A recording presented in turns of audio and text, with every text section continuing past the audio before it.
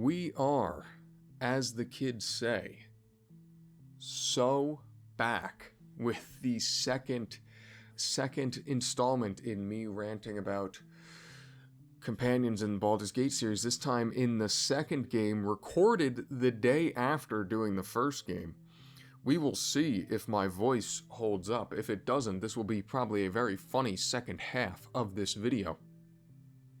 But I must admit, I am very excited to jump into this for the second game. This is really the game that I wanted to talk about, just because frankly there is more to talk about with the second game. The second game is much more based around the actual characters themselves, as opposed to things outside of the characters, which in Baldur's Gate 1 it's very much about, like, when can you recruit the character? How do they relate to other characters? And also just because Baldur's Gate 1 is a bit more of a simple game, right? Baldur's Gate 2 is obviously being a higher level adventure. It goes a bit more in depth. I am happy to say that most of the companions are much better in Baldur's Gate 2. There really are not any, like, outright bad companions in this game, owed to just smarter development on the part of BioWare, as well as the abilities that higher level characters get. So there really aren't many bad characters in this game, but also there's just a lot more to actually talk about and more interesting things to talk about. So I will be talking about, in a similar sense, where to find these characters, the quests that they have associated with them, any conflicts they might have, whether they're romanceable, stuff like that. I will also be talking a little bit about how to best play them, or how I like to best play them. I will not be doing, like, a specific loadout, like peak optimum loadout for each character. I will bring up if there's, like, specific items that either only that character can use or are particularly good on that character. I will bring those things up.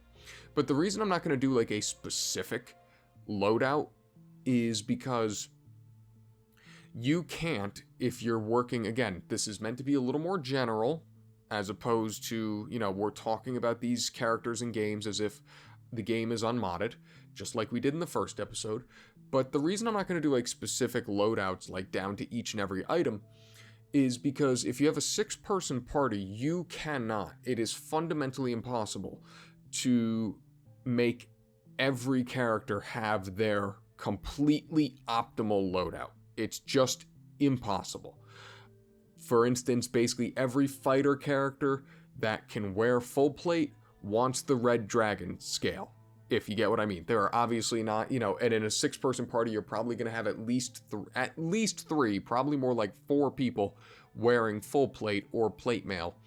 And so you cannot actually, like, develop or have every character outfitted with their best optimal build. So I'm just not going to do it, right? Like, and also too, playing these games normally, oftentimes it's not best to really try to give every character their best and optimal build, because that might mean you have an uneven distribution of, like, your best items, which means, yeah, you're going to have one really super strong character, but then your other 5 are going to be a lot weaker, right?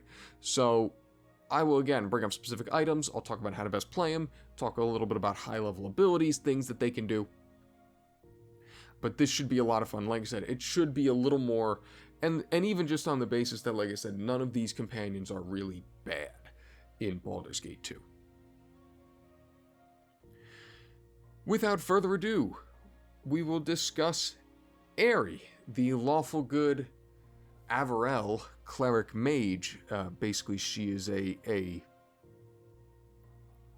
she is supposed to, I believe she's a half-elf in the game, but she is supposed to be a winged elf.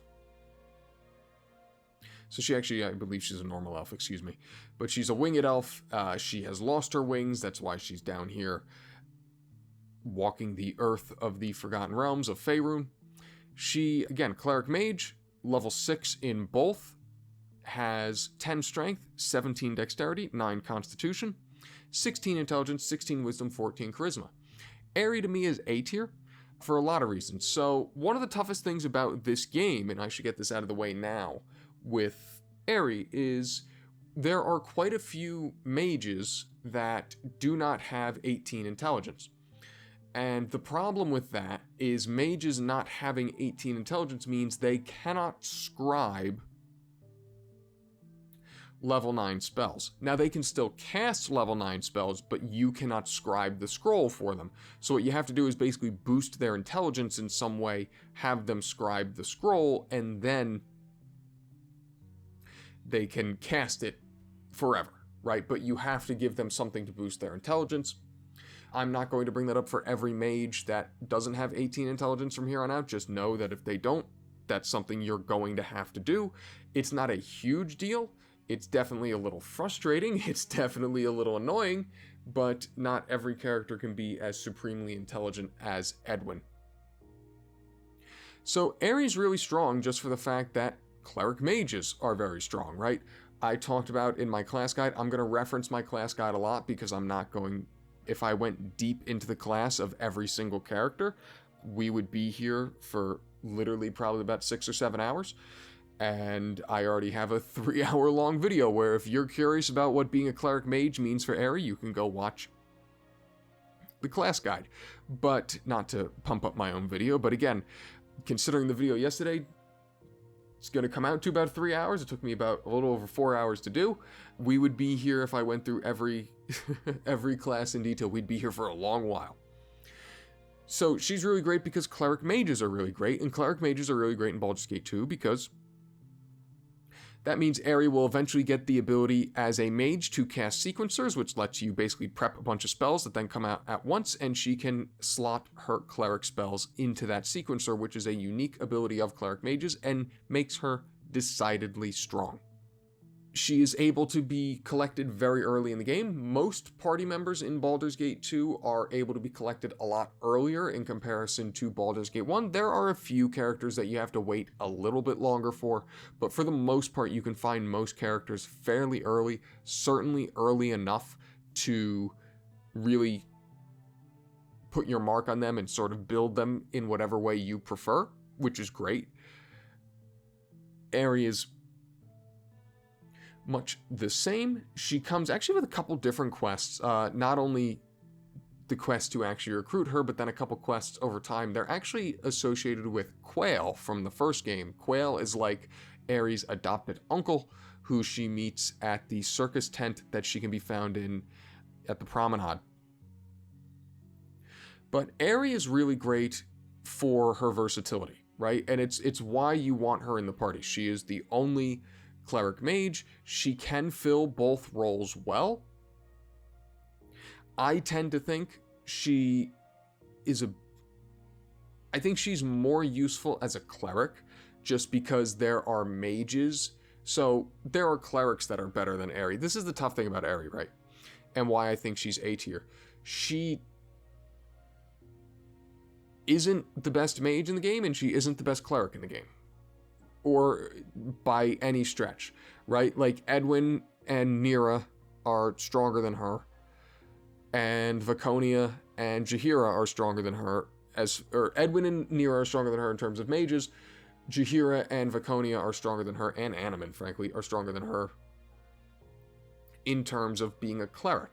Now, obviously, like I said, she gains the benefit of using things like sequencers, and the fact that actually something really interesting, one of the items, so every spellcaster in the game wants the Robe of Vecna.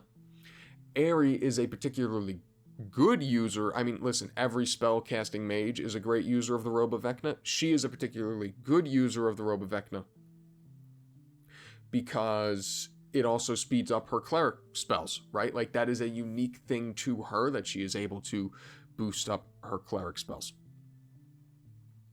which can be really, really valuable. So that's why I actually think she's a better cleric in some respect, because if you give her the Robe of Vecna, she will be able to basically speed cast, right? The Robe of Vecna reducing your casting time. You will be able to basically speed cast your cleric spells in a way that no other cleric can, which is a very unique thing about her. Another thing, she makes great use, because of how strong her sequencers can be, she makes great use of Vaylor's Helm. She can actually wear Vaylor's Helm, right? No other wizard can wear Vaylor's Helm, which allows the wearer to cast a simulacrum of themselves. So you can have her put that helmet on, which also gives her the great benefit of being a mage who is immune to critical hits, and you can cast the simulacrum of her, And then you have 2 Aeries with all these wizard spells, all these cleric spells, and you can absolutely go to work, right? Like, if you have 2 Aeries with the Robe of Ekna with all your capabilities, that is really formidable for any combat. The tough thing about her is that she can't really make great use. I mean, that 10 strength and 9 constitution, she really cannot make use of her fighting abilities as a cleric. This is despite the fact that she can also use a shield, right? Which gives her some unique defenses that a mage otherwise wouldn't have. But her stat line sort of precludes her from making use of that as well as you would want to. Obviously, she gets a lot of the high-level abilities. You can either, a good idea, because actually she is probably the mage that benefits most from the, I should have had the high-level ability. I literally just had it up. Why would I close it out? She makes the best use because she doesn't get as many bonus spells because of her 16 intelligence. She makes pretty good use of the extra wizard spell slots. Obviously, she makes great use. I mean, whether you want to give her Comet, obviously any wizard wants improved alacrity. She can also, as a wizard, she can actually use the Summon Diva spell, which is something that other wizards can't do. And this obviously also gets back to, like I said, Aerie can wear a lot of hats. They're all sort of centered around her spellcasting, but because of her class kit, she has access to so many higher level abilities, she has access to so many different items that can really benefit her, that you just have a lot of freedom in terms of how you actually want to utilize her. She does have a romance. I hate it. I'm not a huge fan of Aerie's character. Aerie is severely lacking in anything even remotely resembling self-confidence, and this is coming from a man who dramatically suffers from imposter syndrome. I look like Edwin compared to Aerie, and it starts to frankly get really, really grating, because it reaches the point where it's almost like, okay, on a human level, and I get it, her backstory, Aerie was treated very badly and basically told that she was not worth anything.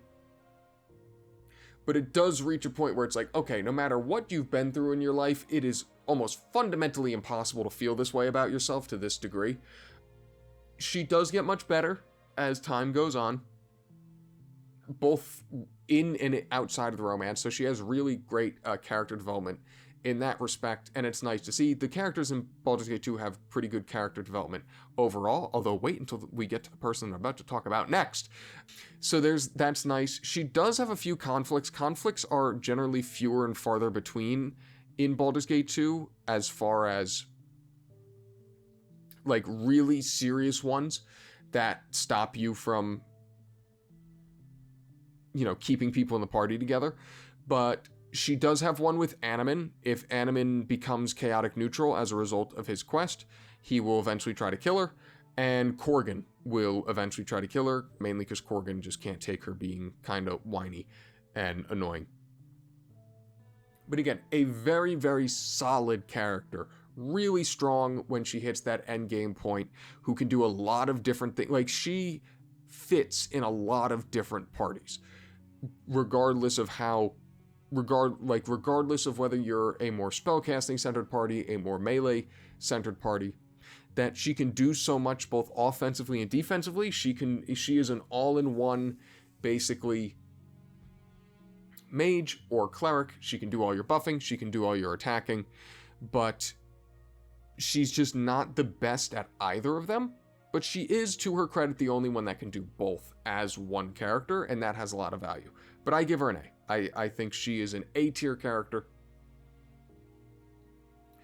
And, like I said, really, really helpful, really, really good. Again, I don't love her personality.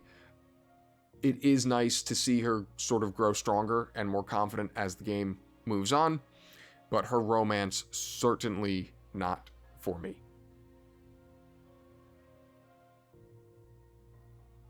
Speaking of romances that aren't for me, Anomen, okay, so like personality-wise, as far as tier, I cannot stand Anomen. Oh my god, I cannot stand Anomen to any real degree. I despise this character's personality to the point that I will not use him. I have used Anomen once. No, that's not true. Twice, maybe even 3 times. I cannot stand this character to any real degree. He is such an annoying, arrogant, pompous ass. He is so annoying. And that bleeds into it bleeds heavily into the conversations he has with others. It bleeds heavily into his romance. And here's the problem. You have to do his romance if you want Anomen, or not have to do his romance, but you have to do his quest, which it also bleeds into, in order to make Anomen a decent character. So Anomen, and I'll explain further, is a lawful neutral fighter cleric. He is a member of the most noble order of the Radiant Heart, and he has a great strength at 1852, 10 dexterity, brutal, 16 con, not bad, but you'd want it to be better, 10 intelligence, 12 wisdom, which should technically be illegal because you need at least 13 to be a multi-class fighter cleric, and then a 13 charisma. So here's the thing. You need to do his quest, because doing his quest will net him a +4 bonus to his wisdom, which turns him into a very good cleric, right? But you have to do his quest. The thing is, there are 2 ways to do Anomen's quest. If you support Anomen and you lead him down the right path, his alignment will change. He will go from lawful neutral to lawful good. When you complete his quest the right way, which includes the wisdom bonus, he will become a lawful good cleric, who then is a very good cleric, right? Because he is a dual classed, right? He is not a multi-class, so he has 7 levels in fighter, and he is then dual classed into a cleric, which means he continues to grow as a cleric. So you do his quest. Thankfully, if you do his quest the right way, which gets him the wisdom bonus, he does mercifully become ever so slightly less pompous and annoying, though ever so slightly. Let me preface that, ever so slightly. And unfortunately, tragically, for as much as I deeply despise him, if you do his quest the right way, because he has a great wisdom, because he is able to, because of his fighter levels, he is able to achieve things like Grand Mastery in the weapons that clerics can use, Anomen is the best companion in the game. And it makes my skin crawl saying that. But oh my gosh, in terms of what Anomen can do from a fighting standpoint, a tanking standpoint, I mean, you literally just slap the bracers, the gauntlets of dexterity on him, which you're going to want to do because that 10 dexterity is brutal.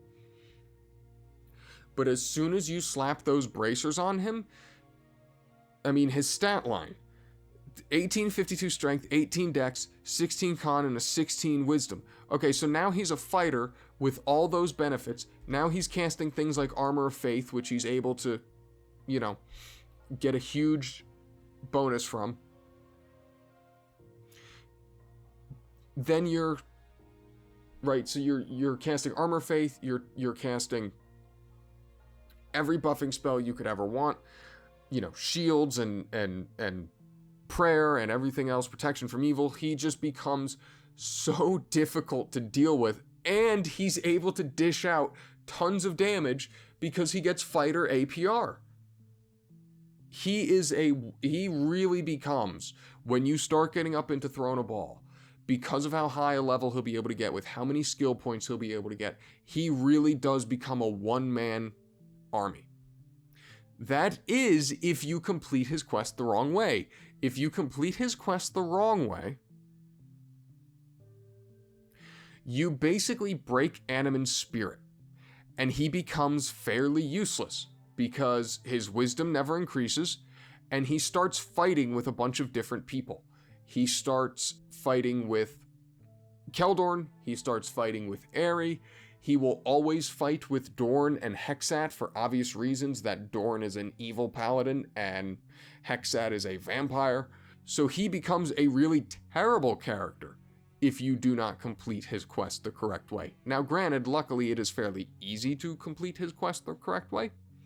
It's like fairly obvious, I should say, which choices you should make in order to make sure that you get everything you need. But oh my gosh, when he starts to get higher levels and you've completed his quest the right way, give him like the Flail of Ages, give him the biggest shield you can, hit him with haste, hit him with, you can use, if you really want, 1850 whatever is great, but you can start using things like Holy Power and Draw Upon Holy Might, along with all the other clerical buffing spells. And he not only will absolutely obliterate people in melee combat, but he becomes so difficult to hurt. He's so good, and I hate it. Because let me tell you, I hate his romance too. I think his romance is awful. He's such a preening, annoying, look at me, I'm the best, and all of that carries over. It honestly might become worse after you complete his quest because he becomes a knight. And like, he mellows out mildly as far as like thinking he's the greatest thing since sliced bread, but he also becomes slightly more like a Jantis because now he's a knight and he's all about doing good and righteousness. It's like, oh my god, like I hate that he is probably objectively the strongest character in the game, and I find his personality to be just nails on a chalkboard. And listen, as far as his loadout, like I said, you want the Flail of Ages. I think it's better to keep him as a tank because he's just so good at tanking. Yes, there is a universe where you can give him, 2 weapon style. A lot of the companions in the game, a lot of the fighter companions can be spec'd because of how many levels you get and how many points you'll get. He can be spec'd into like dual wielding like pretty much every other fighter in the game. I just don't think it's great. There's only one character really that I think you should be probably dueling into dual wielding, and it'll be pretty obvious which character that is if I had to guess. But man, oh man, he is so strong when you hit that sort of peak, right? Because then you're not even talking about high level abilities. You're not even talking about how he gets things like hardiness, which is just 50% resistance to physical damage. He can also get whirlwind, right? And then he also gets the cleric abilities. He gets, he gets things like, the elemental summoning. And you can put like Aura of Flaming Death on him, which is not, I don't think he's the best user of Aura of Flaming Death, but he's a good one. Like between getting all these high level abilities, between getting the basically apex of being a fighter dual class, he just is so strong. And I wish I liked his personality a little bit better because I would put him in my party more, but gosh, I just can't stand him. But man, if you like Anomen, or if you could bring yourself to stomach his talking, go right ahead. You should never have a party without him. He is actually literally that strong, as much as I kind of hate saying it. All right, moving on to Cernd. So Cernd is a true neutral human shapeshifter. And I give Cernd an A. I think Cernd is A tier. He has a strength of 13, a dexterity of 9, a constitution of 13, an intelligence of 12, a wisdom of 18, and a charisma of 15. So Cernd is interesting because he is obviously pretty dictated as far as how you play him and his role in your party as a shapeshifter. So obviously he can, this is sort of, and I talked about this in the class guide, he can be a great spellcaster, right? He's still a druid. He still gains use of all of the druid benefits as far as spellcasting. And that's great.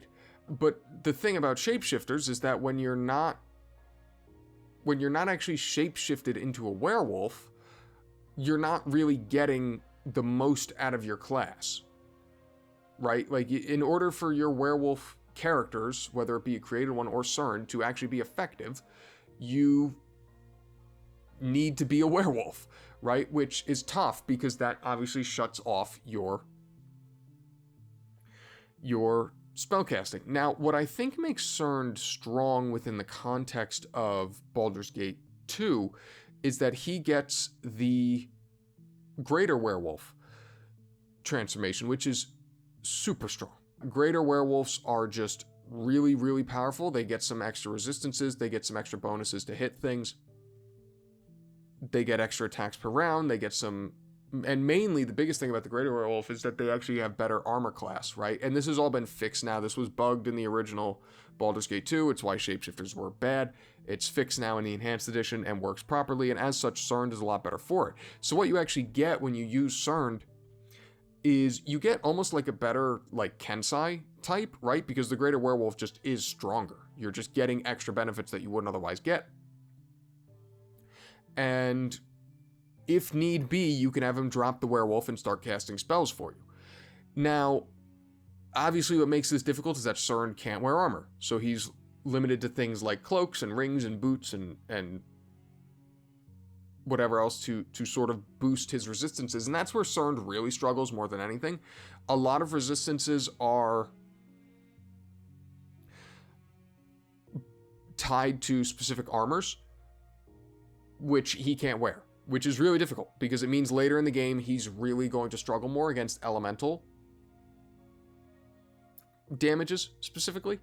And as he's not a fighter, he can't get things like hardiness or even he would probably benefit from resist magic, which is usually kind of useless because it doesn't stack.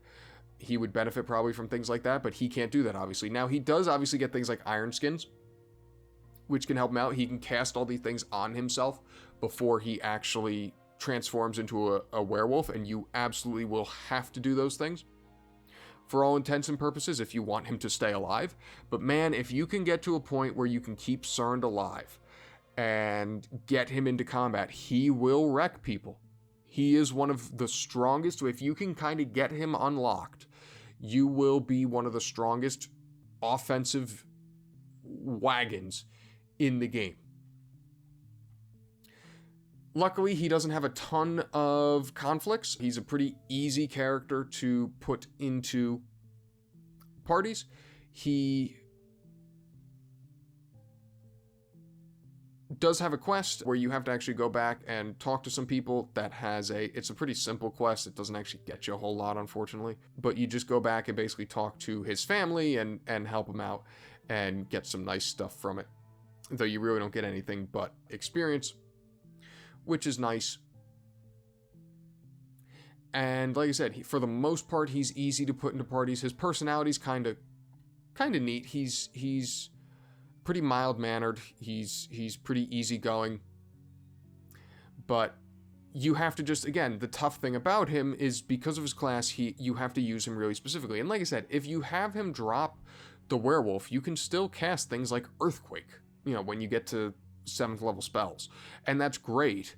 And obviously Insect Plague and whatever else. But it just, if you're doing that with Cernd, you're not getting the most out of him. Which is why things like the Heartwood Ring, which is a druid specific, basically gives you some bonus extra spells. The biggest problem with the Heartwood Ring is that he's not the best spellcaster in the world. So he can't even make great use of that. He does, I think he makes great use of the Ring of Gax. Mainly because that is a great way to get him some resistances, as well as the regeneration, right? When you combine the regeneration, which is 1 hit point every 3 seconds from the Ring of Gax, this is from killing Kangax. It also gives him some magic, +2 armor class, +2 saving throws, magic resistance, regenerate a hit point every 3 seconds, immunity to disease and poison. The invisibility actually can be useful if he needs to bail. I think he might be one of the most underrated users. It's a great ring for any character, but I think he's an underrated user of that ring. Because when you combine the regeneration from that ring along with the regeneration that he gets just from being a greater werewolf, he will start regenerating. He won't out-regenerate damage, but he can legitimately start to regenerate. But obviously, again, you're basically limited to the resistances you get from being a greater werewolf, which can make him a bit tough to sort of keep alive. If you can figure it out, if you can play carefully, you have to babysit him a little bit, as you have to babysit all shapeshifters. He can start wrecking people. Onward to our first Enhanced Edition character, which is Dorn. So, the neutral evil half-orc blackguard. He is found in Athkatla, specifically in the Temple District. And he has a long, like all of the Enhanced Edition NPCs, he has a really quite long quest that is really kind of one long quest that stretches all the way to Throne of Baal. Now, Dorn has the same statistics from the first game: 19 strength, awesome, 16 dexterity, 14 constitution, 10 intelligence, 15 wisdom, and 16 charisma. The issue of his constitution remains in this game and remains a constant problem, because you cannot really get his armor is okay thanks to the decent dexterity he has, and obviously with his 19 strength he can wear anything of any full plate that you want. But he just does not have the hit points to stand up to some of the higher level adversaries that you're going to be facing. And it never really gets better. You get some nice rewards from his quest, but he also has some pretty significant conflicts with people, and as such, I have to give Dorn a B. I think there are just so many other characters that will do whatever he's going to do, but much better. And it's funny, there's just not a whole lot of reason to actually... Dorn's really probably the only character, or one of the only characters where it's like, man, what is the actual reason for using this character? Now, obviously, if you want to go on his quests and do those, that's great. But he just struggles. He never really hits that sort of end game, like, wow, man, this character is wrecking shop, right? And he obviously doesn't have the spellcasting ability, although that he gets access to things like Armor of Faith and those resistances is a great way to help actually keep him alive, because he's going to need it, because he's going to need resistances to make up for his lack of health. He's also tough. You really have to... His quest, as you can imagine, considering he's an evil blackguard who has a relationship with like an evil deity, and his quest is pretty evil. It is pretty difficult. Baldur's Gate 2 is really fun for the fact that it gives you a lot more ability to mix party members of different races.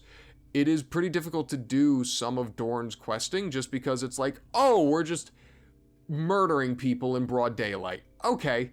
And that makes it a bit more difficult to actually, keep him around and keep people happy. You do get, like I said, some interesting things from his quest. The best thing you get from his quest is actually a thing called the Visage, which is like a pretty cool trinket that gives you some pretty neat bonuses, especially gives you bonus saving throws, bonus to your Thacko, as well as to basically like mind control, charm effects, and whatnot. So that can be really valuable. He also gets a pretty cool sword as a result of doing his quest, which is frankly the great sword that you should have him use, because a great sword is probably what he's best suited to use, because being a paladin, he can only get 2 points in any weapon, which means even if you wanted to spec him into like dual wielding, he's only going to get 2 points in 2 weapon style. He'll get enough points that you can skill him in whatever you want to skill him in, but he's probably just better off staying with a greatsword. And the tough thing about Dorn is that he can't use the best greatsword in the game, which is only usable, which is Karsamer, also known as the Holy Avenger. Because you need to be a paladin and not evil to use Karsamer. So he can't even use what is unquestionably the best greatsword in the game. So you basically just should use whatever, and I'm not going to spoil it because the greatsword that he receives as a result of his quest changes a little bit depending on what you do. But man, oh man, just every time you look at Dorn, it's like, wow, you're really struggling to stay alive because you just don't have the hit points to keep yourself alive, right? Like he can all like, and yes, you can use hardiness because he gets that high level ability, but he doesn't get hit. I'm trying to elaborate on this. He doesn't necessarily get hit more often than anyone else, but when he does, you just feel it more. Now, I will say, because of his constitution, he is a unique candidate to use Trachi's plate, which is it's a -2 piece of plate mail that typically you don't want to use because it suffers a -2 to constitution as well as a -5 to charisma, as if anyone cares. But because you're not losing any health when you lower his constitution, that -2 armor class might be something worth considering. As far as his romance, as far as a companion, he does have some funny banters because, again, he's just so addicted to power. And I think his romance is fine. It's fine. It's not offensive in any sort of way, but again, it's weird. I mentioned in the first video that Dorn doesn't actually love you for you. He just loves you because he thinks you're powerful and wants to be associated with you. It's odd. It's fine. It's not the worst in the game. I think the worst is Anomen's, but that's also because I hate Anomen. I also think Aerie's is probably pretty up there with the worst, but I don't think it's particularly good. It's fine. But there are not a whole lot of reasons, in my opinion, to actually put Dorn in your party. Additionally, something interesting about Dorn and all of the Enhanced Edition NPCs is that he is actually not kidnapped by Bodhi, where normally your romantic interest would be kidnapped by Bodhi later in the game to turn them into a vampire. None of the Enhanced Edition characters are kidnapped. Dorn's, I believe it has something to do with his patron protecting him, if I remember correctly. But that's an interesting thing. It actually makes that part of the game a touch easier because they obviously stay in your party. So that's an interesting little thing. But again, to me, Dorn is B tier. He can get the job done, but there are just characters that are going to do what he does better and will cause less problems as far as his conflicts with the other people in the party and whatnot. Next on the list is going to be Edwin. Wonderful Edwin. Edwin is S tier. He is one of the strongest companions in the game. The Lawful Evil Wizard of Thay is back, found at Mavar's Guildhall with a 10 strength, 10 dexterity, 16 con, 18 intelligence, 10 wisdom, and 10 charisma. Not a gaudy stat line, but he's got the numbers where they matter most. And he still keeps his amulet, which is one of the strongest things about him, because the amulet in this game does not only provide 1 additional spell, but actually provides 2 additional spells per level, which is fantastic and exactly what you want. Edwin also benefits from the fact that he eventually will find something called the Nether Scroll. It's a quest for him, which results in him getting some much boosted saving throw values across the board, which is great. He does have some conflicts. He conflicts with Minsc, he conflicts with Valygar, and he conflicts with Neera. He actually cannot be in the party with Neera at all. So unfortunately, probably the two strongest mages in the game cannot be in the party together, which stinks. But Edwin has the rare benefit of the fact that because of his 18 intelligence, you don't have to ever boost his intelligence for him to learn 9th level spells. He can just learn them, which is a really nice thing. It's a headache that you don't have to think about. In this game, so he is a conjurer, obviously, which means he can't use divination spells. That's not a huge deal because there are even thieves with the amount of points you'll get as thieves, like, they'll have high enough detect illusion to just see through these things. So, like, the fact that he can't get things like True Sight doesn't matter. But he can, his pool of spells, I mean, listen, it's everything you could ever want, because when you can do things like Time Stop, right, with the extra spell slots that he gets, which can then also be, boosted with things like Ring of Reaching, which every mage is going to want. But Edwin, because he just has so many more spells, you can just Time Stop with improved alacrity, slap the Robe of Vecna on him, and he will win fights single-handedly. Like, just straight up, he will single-handedly win fights alone. And yes, he can't do much else for you except forecast spells. Like I said, because of that 10 strength and 10 dexterity, he can't fight well. But Edwin is probably the one character in this game. I always say Baldur's Gate 2 is a 2 spellcaster type of game. You probably want 2 mages. You want 2 divine spellcasters in every party, I would say.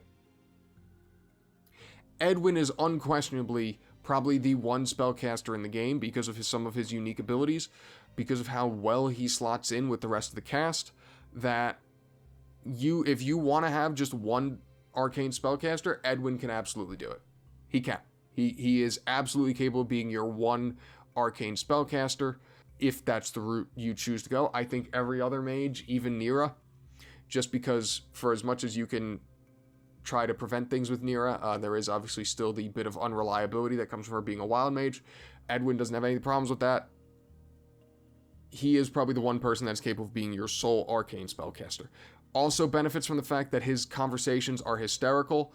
Edwin is constantly talking to himself, which is presented in like parentheses for his chat dialogue, and it's fantastic. He has a series of unfortunate events that happen to him that include him being turned into a woman at one point, which results in some absolutely hysterical dialogue, which just makes having him in the party even better. Edwin is S tier. He's great as a character. He is great as far as what he can actually do. And he works well enough. Like I said, he has some conflicts with Minsc, but they'll never fight. So it's funny too, he can fight with Keldorn, and I've done as much research on this as I can, but it seems to be completely random. So, but it's one of those things, like, I have completed the game with Keldorn and Edwin in the party, and I don't think they ever fought. And so from what I understand, if they do, for whatever reason, the way that script works or whatever, I believe you can just, because you can't stop them, but you can just like reload and it'll never happen. It's a weird thing, but he can be used in a lot of parties despite his evilness. Obviously, you just got to watch your reputation so that he doesn't leave. He is as strong, and in this game, Edwin is as strong as he likes to believe he is, and then you couple that with how great the conversation is, and it doesn't get any better. S tier, in my opinion. Haer'Dalis. Oh my gosh, this, in my opinion, is another S tier companion.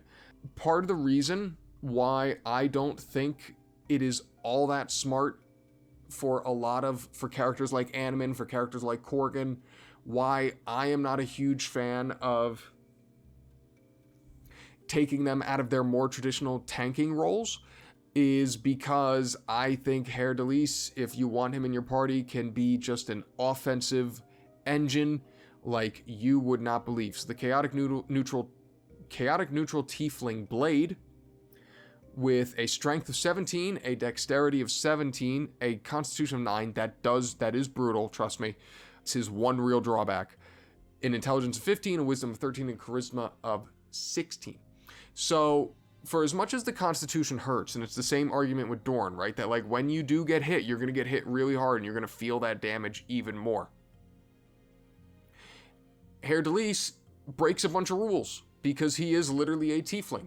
This means he has 2 points in both longsword and shortsword when he otherwise shouldn't be able to do that. He also naturally, because he's a tiefling, has 50% cold resistance, 25% fire resistance, 25% electricity resistance, and 15% physical resistance. That is insane. That 15% physical resistance in general is insane, because normally being a bard, he wouldn't be able to get something like hardiness. And while it's not as good, right? Obviously hardiness is 50%. His is only, hardiness is 40%. His is only 15, but that's still really good. You're almost halfway there. And when you then pair that with his skills as a blade, which means he has both the offensive and the defensive spin, he can either be like your best tank or your best offensive output. Now, I think he's better as an offensive character, right? Because also being a blade, being a bard, he gets access to things like use any items, which greatly upgrades the repository of weapons that he has available to him. He also, though, right, can cast Tensor's Transformation as a mage spell, which grants him great offensive capabilities. So you take his illegal stat, his stats, the benefits that he has. He also, I forgot to mention, as part of being a tiefling, gets THAC0 bonuses to longswords, short swords, longbows, and short bows. And he also, just for some reason, has another permanent bonus to his THAC0, right? So what you can do is actually skill him, and he is skilled already in 2-weapon fighting. So what you do, right, I'll just explain to you the Haer'Dalis experience, okay? Give him, he is the best user in the game of Elven Chainmail, because you need the armor that Elven Chainmail gets. You'll probably want something like the Crimson Mail from Ribald. And then you basically give him 2 weapons, right? So you give him something like, what's the, I'm going to say it wrong, Angurvidal or something, Angurvidal +5 or what, the sword that can then be made +5 by Sespinar and thrown a ball. Give him like either that and then the best short sword you can find, or the best dagger. I think he's good with the dagger because you'll want that speed bonus, speed factor. And then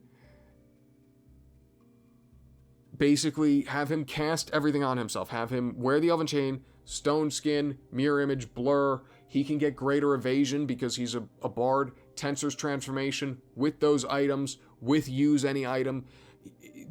There is nothing that's going to stop him. He is going to obliterate people. Then you combine this all with the fact that he can also, if you want, you can then flip that around and have him use things like defensive spin, right? If you find that you need a more defensive character. There's also the fact that the quest to get him is very involved, but also gets you a lot of great loot. This is where you get Paws of the Cheetah, which is the haste boots, which is great for things like thieves. You also find Melodic Chain in his quest, which is great for him to wear as Elven Chainmail. Adjatha the Drinker, which is one of the few items in any of these games that heals the player when you hit people. You get a Cloak of the Shield from that quest. Like he is so valuable from doing his quest, and also just as a party member, because I haven't even touched on the fact yet that he can also cast arcane spells. Now, granted, he's a bard, so he can only get up to level 6, but that still means you're getting certain things like Cloud Kill and whatever else. Like, you are still getting legitimately powerful. You are still getting legitimately powerful arcane spells. Now, obviously, he's not going to be as good an arcane spellcaster as Edwin or Neera or Aerie or anyone else, but you are so capable of doing so many different things with Haer'Dalis. He is unbelievably good. Personality-wise, he's a bard, so he's a poet, but in my opinion, while I find some of his dialogue to be a little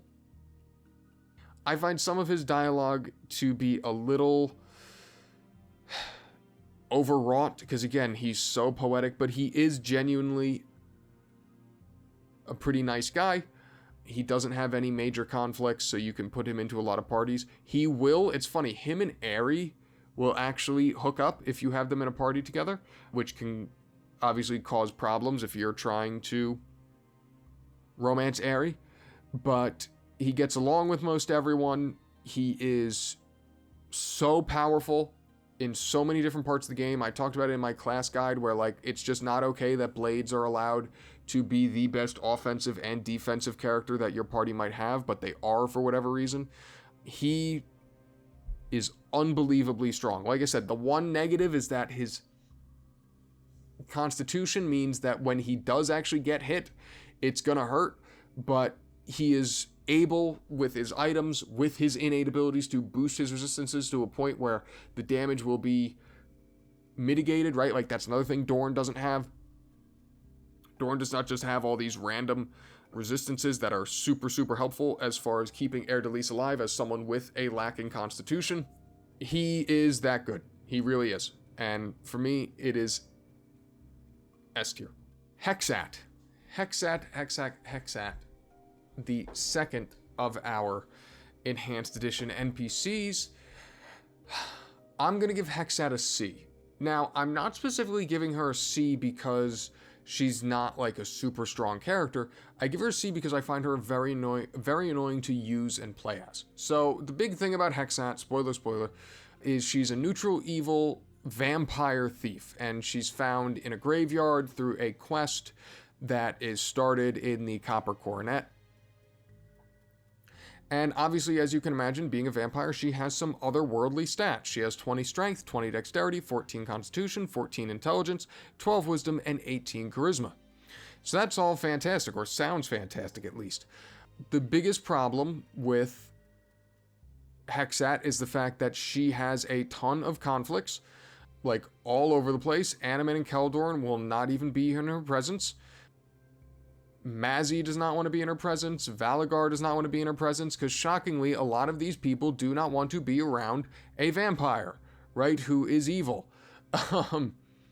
Now, Hexxat has one main mechanic attached to her, right, because Beamdog could not just give us a character with a stat line of 98 and let us just have that. Basically, once you recruit Hexxat and you go through her quest, she comes with a lot of exclusive equipment. So the first one is her amulet, which effectively is, and I imagine maybe this was because they were having some sort of issue with like the coding of the race or whatever, but the amulet that she wears, which can't be removed, you can't give it to anyone else, obviously.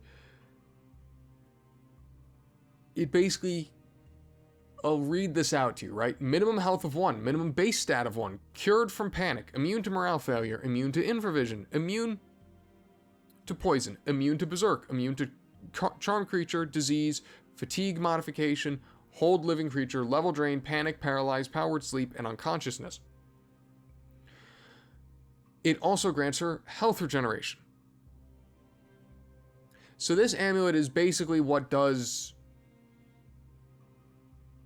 It's basically, this is what effectively turns her into a vampire, right? Like, these are all vampire resistances and bonuses that they would otherwise receive that are just conferred to her through this amulet. Okay, that's great.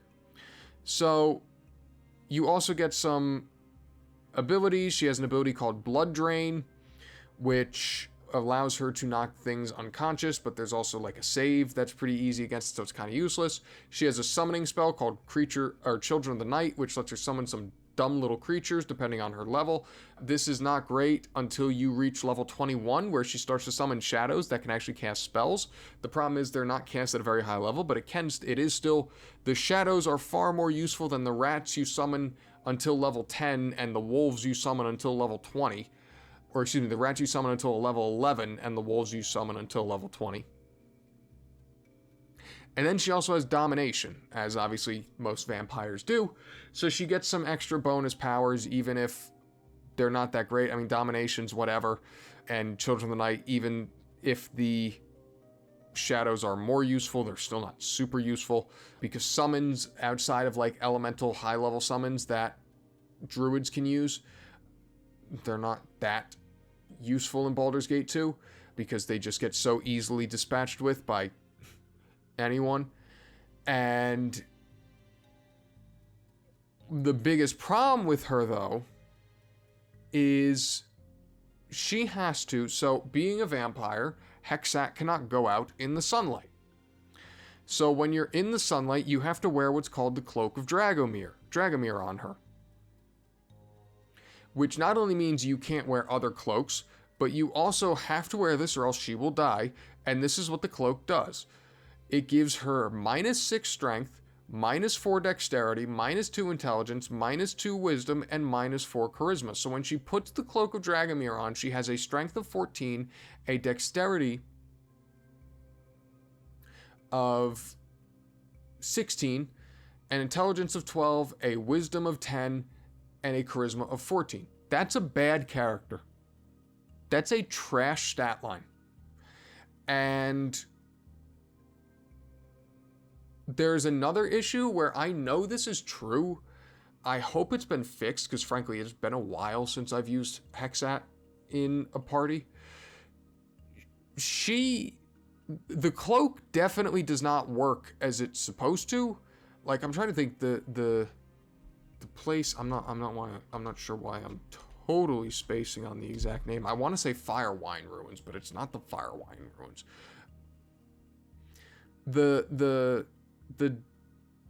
Is it the Umar Hill? Umar Hills? No. Why am I completely in the Windspear Hills? The dungeon. I know for a fact at one point I was in that dungeon, which is underground, and she was burning up, telling me to put the damn cloak on her. Lady, we're in a cave. So I hope that's been fixed by now. Like I said, that was literally like closer to when the game first came out. So I sincerely hope that's been fixed. But you have to wear that cloak in a lot of areas. Anytime it's the day, you have to put that cloak on and effectively turn Hexxat into a really bad character from a stat line perspective. Just so that she doesn't die. And the one interesting, I guess, thing about her is that you get a bag of holding when you recruit her that she can't die. Effectively, like when Hexxat gets reduced to what would kill her, she just turns into like a gaseous mist and then goes into this like casket that is kept in a bag of holding for you, and then eventually just pops back out later. And it's like, okay. But again, the biggest problem with Hexxat is that you'll oscillate between her having to be awful and her being really good. Now, there is the benefit for Hexxat that she is the only pure thief. She is the only pure thief who keeps gaining in her thieving abilities, right? The only thief in the game, and this is why I frankly think Hexxat was created at all. I think Beamdog felt like there should be another thief besides Jan Jansen who continues to grow in thief levels, and they're correct. It was a glaring omission in the original game that there was, again, one thief that continues to be a thief.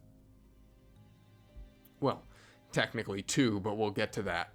And they decided there should be another one, and I think they were absolutely correct in that respect. So she does fill a need. Like, if you want a pure thief who will continue to be a thief, that's great. And listen, she gets all the good thieving things. She gets use any item.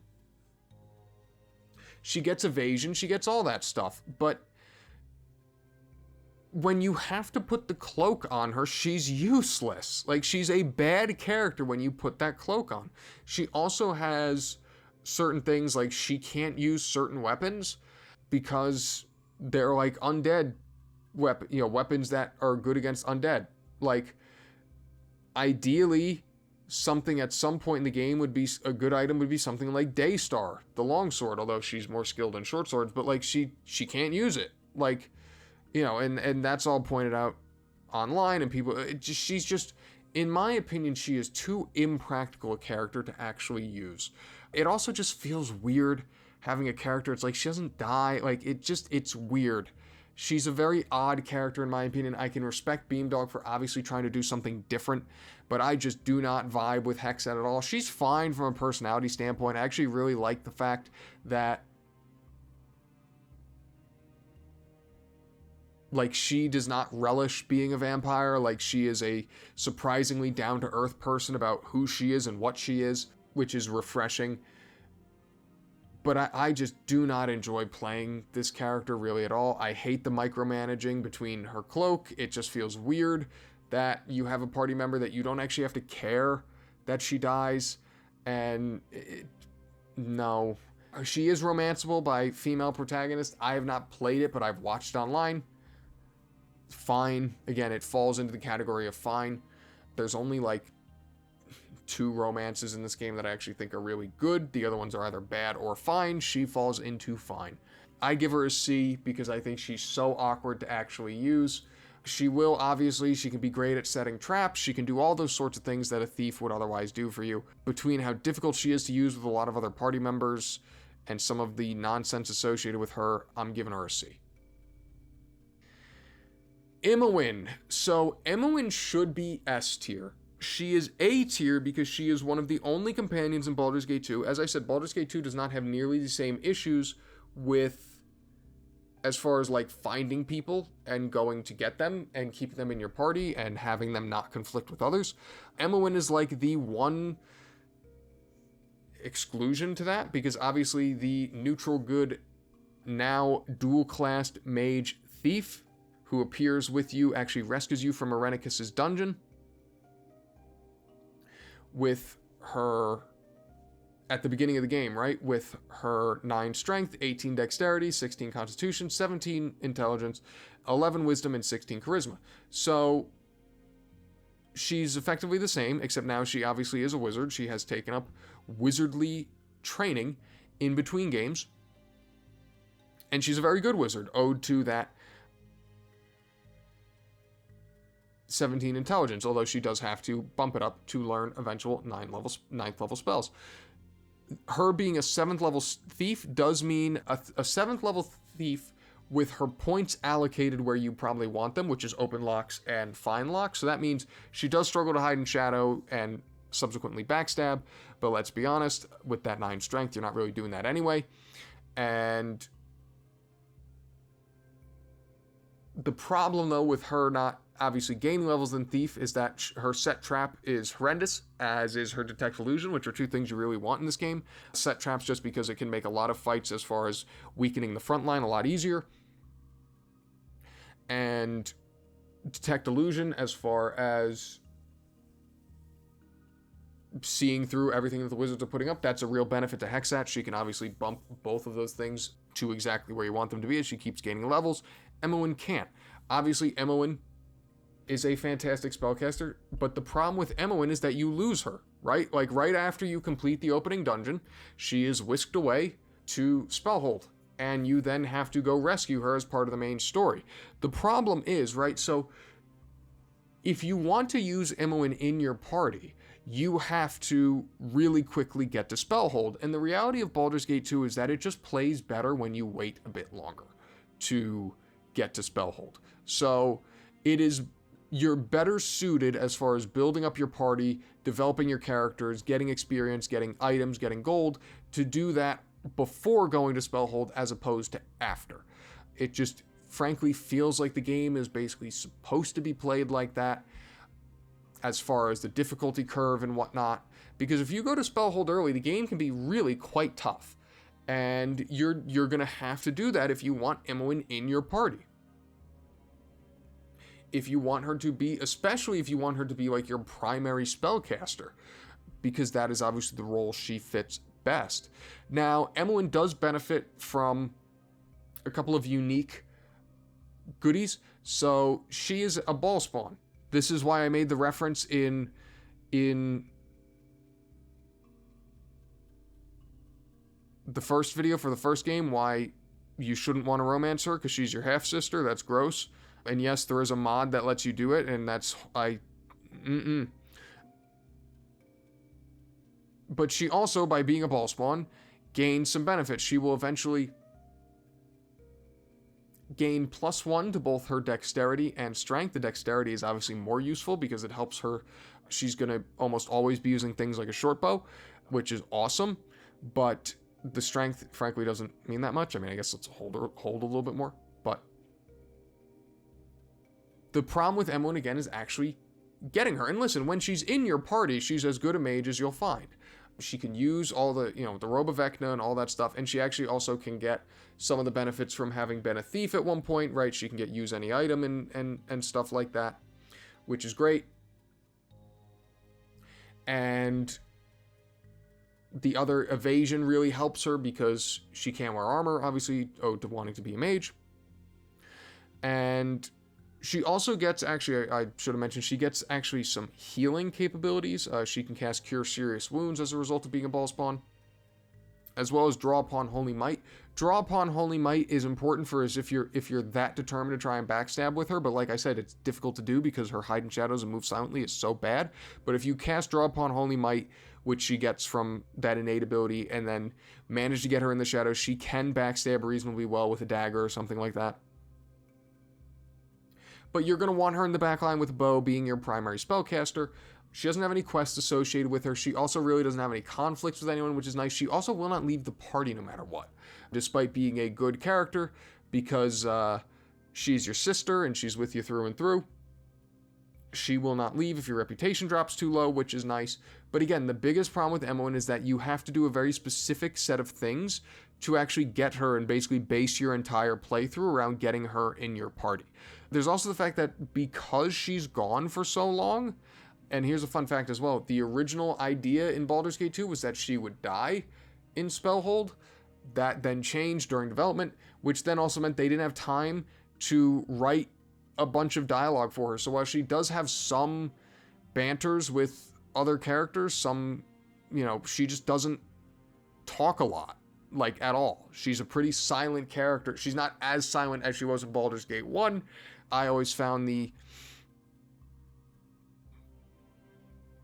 dialogue, like where she messes with Keldorn and basically makes him think she's attracted to him, even though he's, like generously twice her age.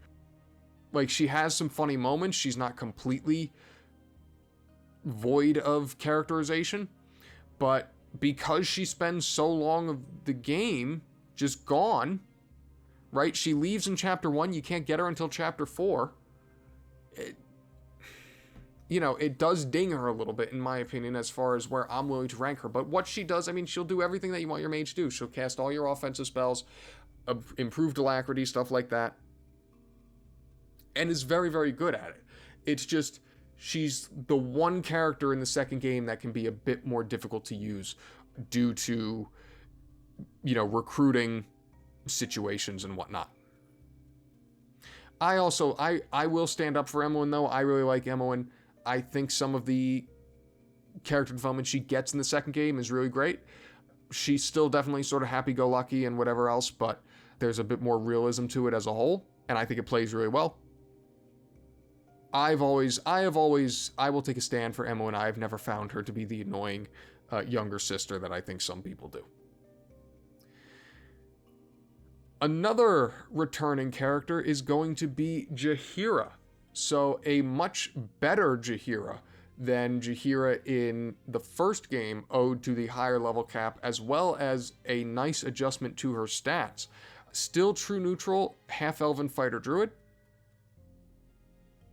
With a 15 strength, she now has a 17 dexterity, a 17 constitution, 10 intelligence, 14 wisdom, and 15 charisma. So she's still not the greatest druid in the world as far as her wisdom and spellcasting. But that 17 dexterity turns her into a legitimate tank. Her armor class is now good enough that she can far more legitimately actually tank. Jaheira is, in my opinion, S tier. She is one of the best characters in the game. Now, you still do have to reach, it's a while before she's an S tier character, but she is legitimately one of the best fighters in the game. Yes, I said fighter, when you reach that point. And that point is obviously 15th level Druid, where you get 3 million experience points in Druid, which takes a while. It's probably going to take into, throwing a ball.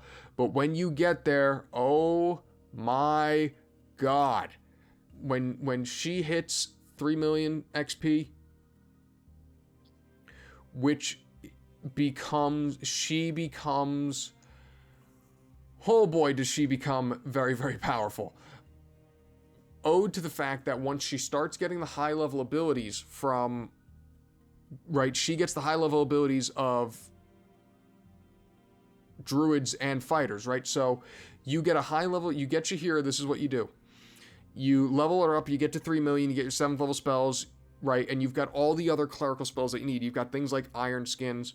Jaheira is also unique, a nice benefit. She is actually capable for at least a little while of being your primary divine spellcaster, because unlike most druids, she actually gets use effectively of Raise Dead with a spell called Harper's Call. She also, along with Cernd, they're not supposed to, but both she and Cernd can also cast Zone of Sweet Air, which is great for getting rid of things like Cloud Kill, and it can actually, even if you specifically time it, it can get rid of Horrid Withering, which is a nice bonus. But basically, Jaheira, she's a good character throughout Shadows of Amn. She is one of the best characters in the game in Throne of Ball, because what you do is you get your high level abilities, you get things like hardiness, you get things like, you want the earth elemental high level abilities, right? So then you take your hardiness, you take the earth elemental, which has its own physical resistance with hardiness, then you cast things like Iron Skins and all the other buffing spells that you get from divine spellcasters, and all of a sudden Jaheira is literally probably the best tank in the game, assuming you can find some magic resistance for her from somewhere, whether it be her items or trinkets and whatnot. But she literally is just, it is unbelievable. You would not believe how good Jaheira is at actually, when she's in that elemental form, that shapeshifted form, is at actually just tanking and being an unbelievable frontline fighter, because obviously being an earth elemental also drastically boosts her strength, right? So not only is she now ridiculously durable, but she is also insanely powerful from the standpoint of hitting people. Like a Jaheira in the earth elemental form will absolutely destroy people. And before that, right? So yes, she's not as strong in the base game, or in Shadows of Amn, but she is also really good still as a spellcaster, right? Even though she doesn't have the most wisdom in the world, she can still be a formidable offensive spellcaster. She makes great use actually of the staff mace, which is basically a one-handed quarterstaff, because she comes with 2 points in quarterstaff.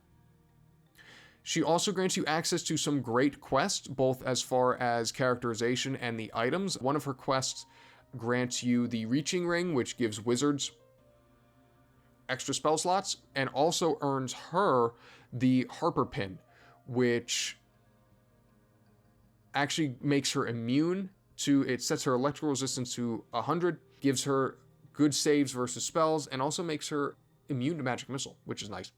So you'll want those things. You get great items from her quests. That alone is reason to take her along. She doesn't have any major conflicts as far as like fighting with other people. She is still Jaheira. She will tell people what she thinks and occasionally talk down to people. But she is so strong. Again, it takes a while to hit that end game power point where she like really becomes super, super powerful. But even before that, again, because of the boost to her dexterity, she is now able to actually stand in the front line with you. There are enough items throughout the game to keep her relevant and keep her strong enough. And she's also romanceable. I find her romance actually to be pretty good. Like I said, I've always been, I think, more of a fan of Jaheira than other people. I think it is interesting to see what Jaheira goes through. Obviously, Khalid dies early in the game, and then seeing how your character sort of starts up a romance with her. It's very interesting because there's a lot of talk of grief, and it's very much, there's like a lot of healing in like a very interesting way in her romance. On the staff mace as well, because it's also particular. I mean, she could use a lot of good staffs, like Staff of the Ram and stuff, but the reason why the staff mace through the earlier parts of the game is good is because she also comes skilled in sword and shield style. I also find when you do the whole earth elemental, you know, even if you're not doing the earth elemental, or really any of the, I use earth elemental because I think earth elemental within the context of the game is the best one, but obviously she could also be a fire or water elemental. But the earth elemental is kind of a well-known, like, you know, destroying the game. It's kind of well-known. But I also think she makes really great use of Aura of Flaming Death, the high-level ability, because she is so resistant to then just having people hit her also take fire damage is a real benefit, and something that I think she uses better than most anyone else. Throughout the game, she also makes good use. She makes better use than Cernd because she's better suited to being more of a spellcaster. She makes good use of the Heartwood Ring to get, and she really is going to want the Heartwood Ring because unlike Cernd, she doesn't have the wisdom to get extra spells from. But again, between her character, between the ability that, especially in throwing a ball when things get really tough, her ability to basically have a game-breaking combination, her romance, she generally is just very strong. She really, like I said, unlike in the first game where I said it feels like Jaheira never quite gets there, she gets there in the second game and is all powerful because of it. But I think she's S tier. I think she is quite strong. I'll always remember the one where Edwin like makes some sort of comment about her fighting, and then she's like, you know, Edwin, a staff can crack a skull from inches away. It's like it's one of my favorite dialogues in the entire game, because who doesn't love anyone dunking on Edwin? Continuing on, we have Jan Jansen. So Jan Jansen is quite strong. As I mentioned in the Hexxat section, he is the only other thief in the game, realistically, that can continue to level as a thief, and that is definitely worth something. Being a chaotic neutral gnome illusionist thief, which is interesting because obviously he still gains all the benefits of being illusionist, and illusionist obviously as far as the extra spells and whatnot. I give Jan an A. The only reason is because so his stat line, 9 strength, 7 dex, 15 con, 16 intelligence, wisdom of 14, and a charisma of 10. So the thing about Jan is that he was kind of, again, if you wanted a thief that would continue to be a thief so that you could do things like set traps, he was basically your only option. He was uniquely positioned that you almost kind of had to take him if that was what you were looking to do. Now, he's found early in the government district, which is nice. He also comes with an assortment of unique equipment, most of which is actually centered around sort of bolstering his thieving skills. He also comes with a set of armor that is effectively a robe that gives him 25% to crushing, piercing, missile, and slashing damage. The problem is it's still not as good as like the robes you would rather him wear, right? Like, as I said, every mage wants Vecna, robe of Vecna, so it's not that great. He also comes with a unique crossbow that, again, like a lot of character items, like I haven't even talked about a lot of the character items, like Haer'Dalis comes with his own swords. You know, there are unique items that certain characters have. The problem is they're not that great in most instances. On the occasion, ironically, in the character coming up next and a little bit later, if they are good, I will mention them. But Jan comes with all these different pieces of equipment, but they're just not that great in comparison to what you would rather put on him. You know, like he has glasses that can that do boost his find traps and detect illusion, But obviously over time, as you get enough points in that, you won't need that anymore. And the detect invisibility is kind of dumb. His gloves, again, gives him better lockpicking. As you continue to level, you won't need them, but I guess they are somewhat nice early on. He does come with an interesting ammunition called the Flasher Master Bruiser Mate, which can be fired from his crossbow and can be used to actually stun people, and they sort of do so they almost basically fire like a skull trap that then stuns people. They're a little odd to use, but they're certainly useful if you use them on the right enemies. He does have a quest that he's involved with in which he has to go home, but it's fairly simplistic overall and really just kind of gets you some experience. It doesn't really get you much else, and then Jan is free to basically just stick with you and hang out for a while. He's a very good character. It is unfortunate that so you have to take the trade-off. His being a thief does cut into his mage progression somewhat, which obviously being that mages require so much experience, that can be a bit tough. Also the fact that, and I should have mentioned this with Imoen as well, while he does obviously use any item and whatnot, the reality is most thieves use any item is more useful for backstabbing thieves, which Jan can't really do. I mean, granted, again, could you twist yourself into a pretzel and cast a strength spell and then Tensor's transformation and then use any item to be able to backstab someone? Sure. But the reality is Jan's going to be sitting in the back with a crossbow. You'll give him Fire Tooth, unless you have someone that can use Fire Tooth better, for the fact that Fire Tooth is the best crossbow and doesn't require any ammunition. He is much better as far as using set traps, right? Like, you can legitimately get his set trap up there and then start getting the bonus traps from the high level abilities. But again, it is a bit tough. His intelligence isn't exactly where you want it to be as far as learning spells, but he is very, very serviceable in both of his roles. Like I said, if you want a thief who's going to keep progressing, I've always liked Jan for that fact. I like setting traps and whatnot. I've always been a fan of setting traps and whatnot. So I find Jan to be a really, really solid companion from a combat standpoint. He might be even better from a personality standpoint. If you're anything like me, when you first came across Jan, you probably thought he was the most annoying son of a bitch in the world. And as time goes on, I can't wait to hear him tell us more about turnips. I also love the fact that he calls Anomen a dumbass effectively in one conversation. That's fantastic. That is a great way to earn points with me. But he is very good as both a thief and an illusionist. He's technically, I guess, with the use of Hexxat, he is not the best thief, I guess, just because she'll progress faster. He's also not the best mage because Edwin and Neera exist, but he is very good in both roles, and he provides some truly, truly splendid conversation without really having any significant conflicts on all. So I give Jan an A. I really like him. And Jan is a good time, all things considered. Keldorn is an S-tier character for one simple fact, and that is he is an Inquisitor. If you remember from my class guide, I talked very specifically about how Inquisitors basically break the game, and that is much the same here. Lawful good human Inquisitor, part of the most noble order of the Radiant Heart, him and Anomen, with a strength of 17, dexterity of 9, constitution of 17, intelligence of 12, wisdom of 16, and charisma of 18. So that dexterity is brutal, but you can put the dexterity gauntlets on him,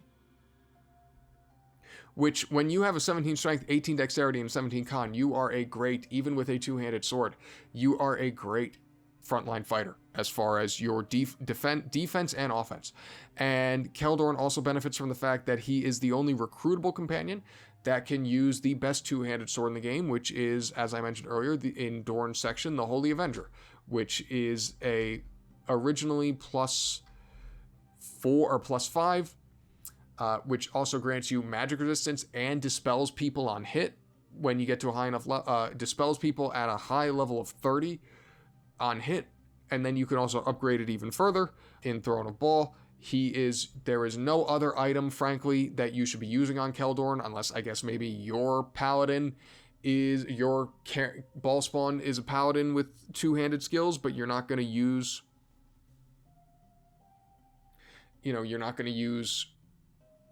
Keldorn if that's the case. But obviously he is super strong because he's an Inquisitor, which means he can cast a spell magic once he hits level 20 at level 40. As I said in my class guide, this makes the game stupidly easy. It is single-handedly the thing that bumps up his ranking, in my opinion, because in any fight with mages, you just drop, and again, level 20 is not that difficult to achieve for a single class paladin in Shadows of Amn, especially with Throne of Ball.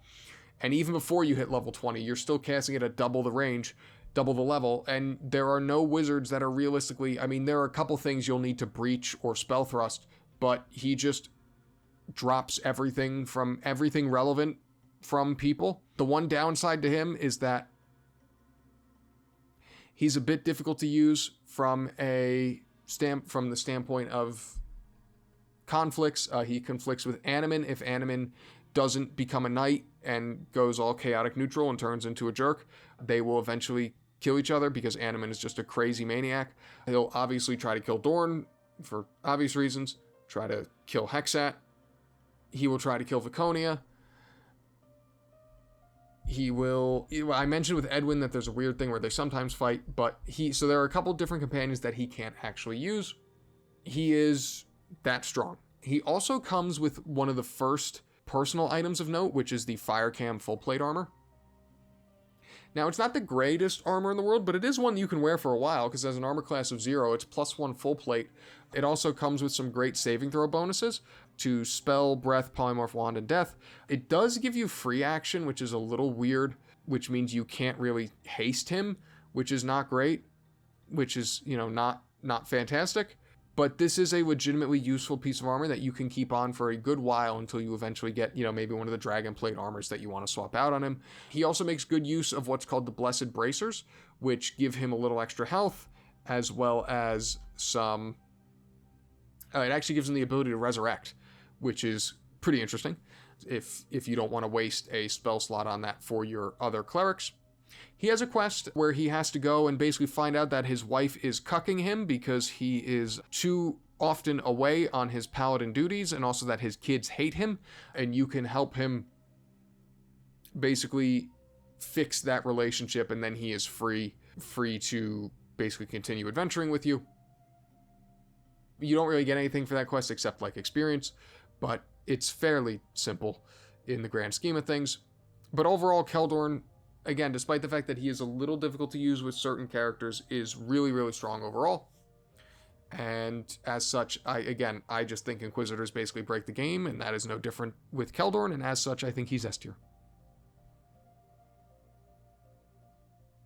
Obviously, with Keldorn, the expected Greater Whirlwind, hardiness and stuff to boost his stats when you start actually getting to a high enough level, but that is, again, pretty general fighter stuff when it comes to high level abilities. Korgan. I think Korgan's an A. He plays the Kagan role in the second game, in that he is just a fighter who cares a lot about money and getting rich and whatnot, and doesn't care about much else. So he is a chaotic, evil, dwarven berserker. A little better for the fact that he is a berserker with a strength of 1877, great. Dexterity 15 is okay. Con of 19 is great. Intelligence of 12 is good, wisdom of 9 is bad, and 7 charisma is a ghoul. He is available very early in the Copper Coronet. And I should have mentioned Keldorn can be found in the sewers, although again, you'll probably find him on your own because you'll want to go to the sewers at some point. Korgan, in my opinion, is a really great tank, owed to that 19 constitution, as well as the fact that you can give him a helmet called the Helmet of Dumathoin, or something like that, which is only usable by dwarves, not only usable by dwarves, but it gives a better constitution bonus when worn by dwarves. It also gives a tiny bit of damage resistance. But when you wear it, he now has a 21 con, which gives him extra health and whatnot, and actually gives him some regeneration, and really allows him to be one of the best tanks in the game. You can, obviously, because he's a fighter, he is a candidate to start skilling in things like 2-weapon style and start giving him axes. If you want to do that with Korgan, I would say give him 2-weapon style and start pumping points into Warhammer, because then you can use Crom Fair in your offhand really well, really easily, which will give him 25 strength, which will let him just obliterate people. I also, obviously, he gets the short bonus thanks to his constitution. And obviously being a berserker, Enrage is fantastic, right? Enrage giving you the bonus health and all the resistances you could ever want. It makes buffing Korgan and sending him out into battle really easy, which is also why I think he's probably just better kept as a tank when you start stacking those things with hardiness. He is basically plug and play. There is almost not that much to say about Korgan. His quest is really simple, where he has to go find a book because he wants to sell it because he loves money. The only conflict he has is with Aerie, because again, he just loathes that Aerie is a weakling who has 0 confidence. He does constantly try to flirt with Mazzy, and it doesn't really work because Korgan, being the chaotic evil maniac that he is, everyone sees straight through him. He also apparently, I remember he apparently smells quite poor. He is a good user as well. If you are struggling, you won't struggle in melee with him, but if for some reason you can't get him to the enemy, he can use an item called the Brick, which you receive from Neera's quest line. He also can use the Dwarven Thrower as a throwing axe. So he has a lot of options actually, both at range, because he starts with 5 points in axe, right? So he has options both in range and melee. But again, I think the best thing to do with Korgan is just load him up with your best armor and best shield and let him go berserk, as in literally, with the ability, and just have him take the brunt of whatever damage the enemy might be trying to dish out. Again, you can go the other way and just have him turn into an offensive juggernaut. That obviously takes a bit more time because you need time to build up your 2-weapon style and your associated weapon skills. But if you get there, obviously, with the berserk ability, he will be a fantastic frontline fighter. So, like I said, really, really good all around. Obviously, with the fighter APR, hardiness, he does well with Greater Whirlwind. And like I said, unfortunately, there's not much else to say about I keep wanting to call him Kagan because he's much like Kagan. There ain't much to say about him. But, yeah. If you have an evil party, and like I said, even though he's evil, he's actually fairly easy with everyone but Aerie to keep in the party, so you can use him. And like I said, it's always fun having people of different alignments in this game so that they can all fight without ever actually fighting. Moving on to Mazzy. I am also putting Mazzy in A tier. So she's a lawful good halfling fighter who is like effectively a paladin, but this, you have to remember, this was back in, so she's a paladin of Arvarine, but you have to remember that you can't actually be paladins in 2nd edition, which is kind of like a central theming of her character. I will say about Mazzy, someone at BioWare obviously liked Mazzy. For a character that does not have a romance, she has a ton of dialogue, she has a ton of character building in her. You know, she has a lot of conversations, her quests build up a lot of her backstory and whatever else. Someone at BioWare very obviously liked Mazzy, and hey, we are the beneficiaries of it because there is a lot of good dialogue and whatever else that comes from her being a member of your party. Now, Mazzy is really the best archer in the game. She is skilled actually in short bows, which is not great, because being a fighter, you would want her skilled either in some sort of like heavy crossbow or even longbows. So she comes skilled in short bows. That isn't the best. It's not exact. You would rather, again, you would rather crossbows because you want to give her Firetooth, all things considered, right? Because Firetooth is just flatly the best ranged weapon in the game with its not needing ammunition and fire damage and THAC0 bonuses. So you would prefer, but also her being a fighter, you will be able to get enough points to eventually get her skill in crossbow so that she can use Firetooth. She also comes with a pretty decent starting bow called the Bow of Arvarine. The biggest problem is that throughout the game you will want to find a Quiver of Plenty for her, so that obviously you don't have to keep buying arrows. She has a couple of different quests that she comes along with, right? So you find her first in the Ruined Temple, and then she has a lot to do with the quest with the investigating thefts in the Umar Hills, which gets you some pretty decent items. Actually, it's actually how you get the Ranger Stronghold. And then again, someone really liked Mazzy because she has a couple of quests that are basically like almost fluff quests where you don't actually get much item-wise, but you get to learn more about Mazzy, you get some great experience and whatever else, which is just part of the reason why it's great to bring her along. I somehow forgot to say her stat line. She has 15 strength, 18 dexterity, 16 con, 10 intelligence, 13 wisdom, and 14 charisma. That all works, right? Like, so the dexterity gives her great THAC0 bonuses with bows. The constitution, though, it's not as important because she's in the back, so it's not like as important that she have high hit points because she really realistically shouldn't be getting hit by anything. But you basically just plug her into a good party because she has relatively few conflicts, although she really dislikes Hexxat.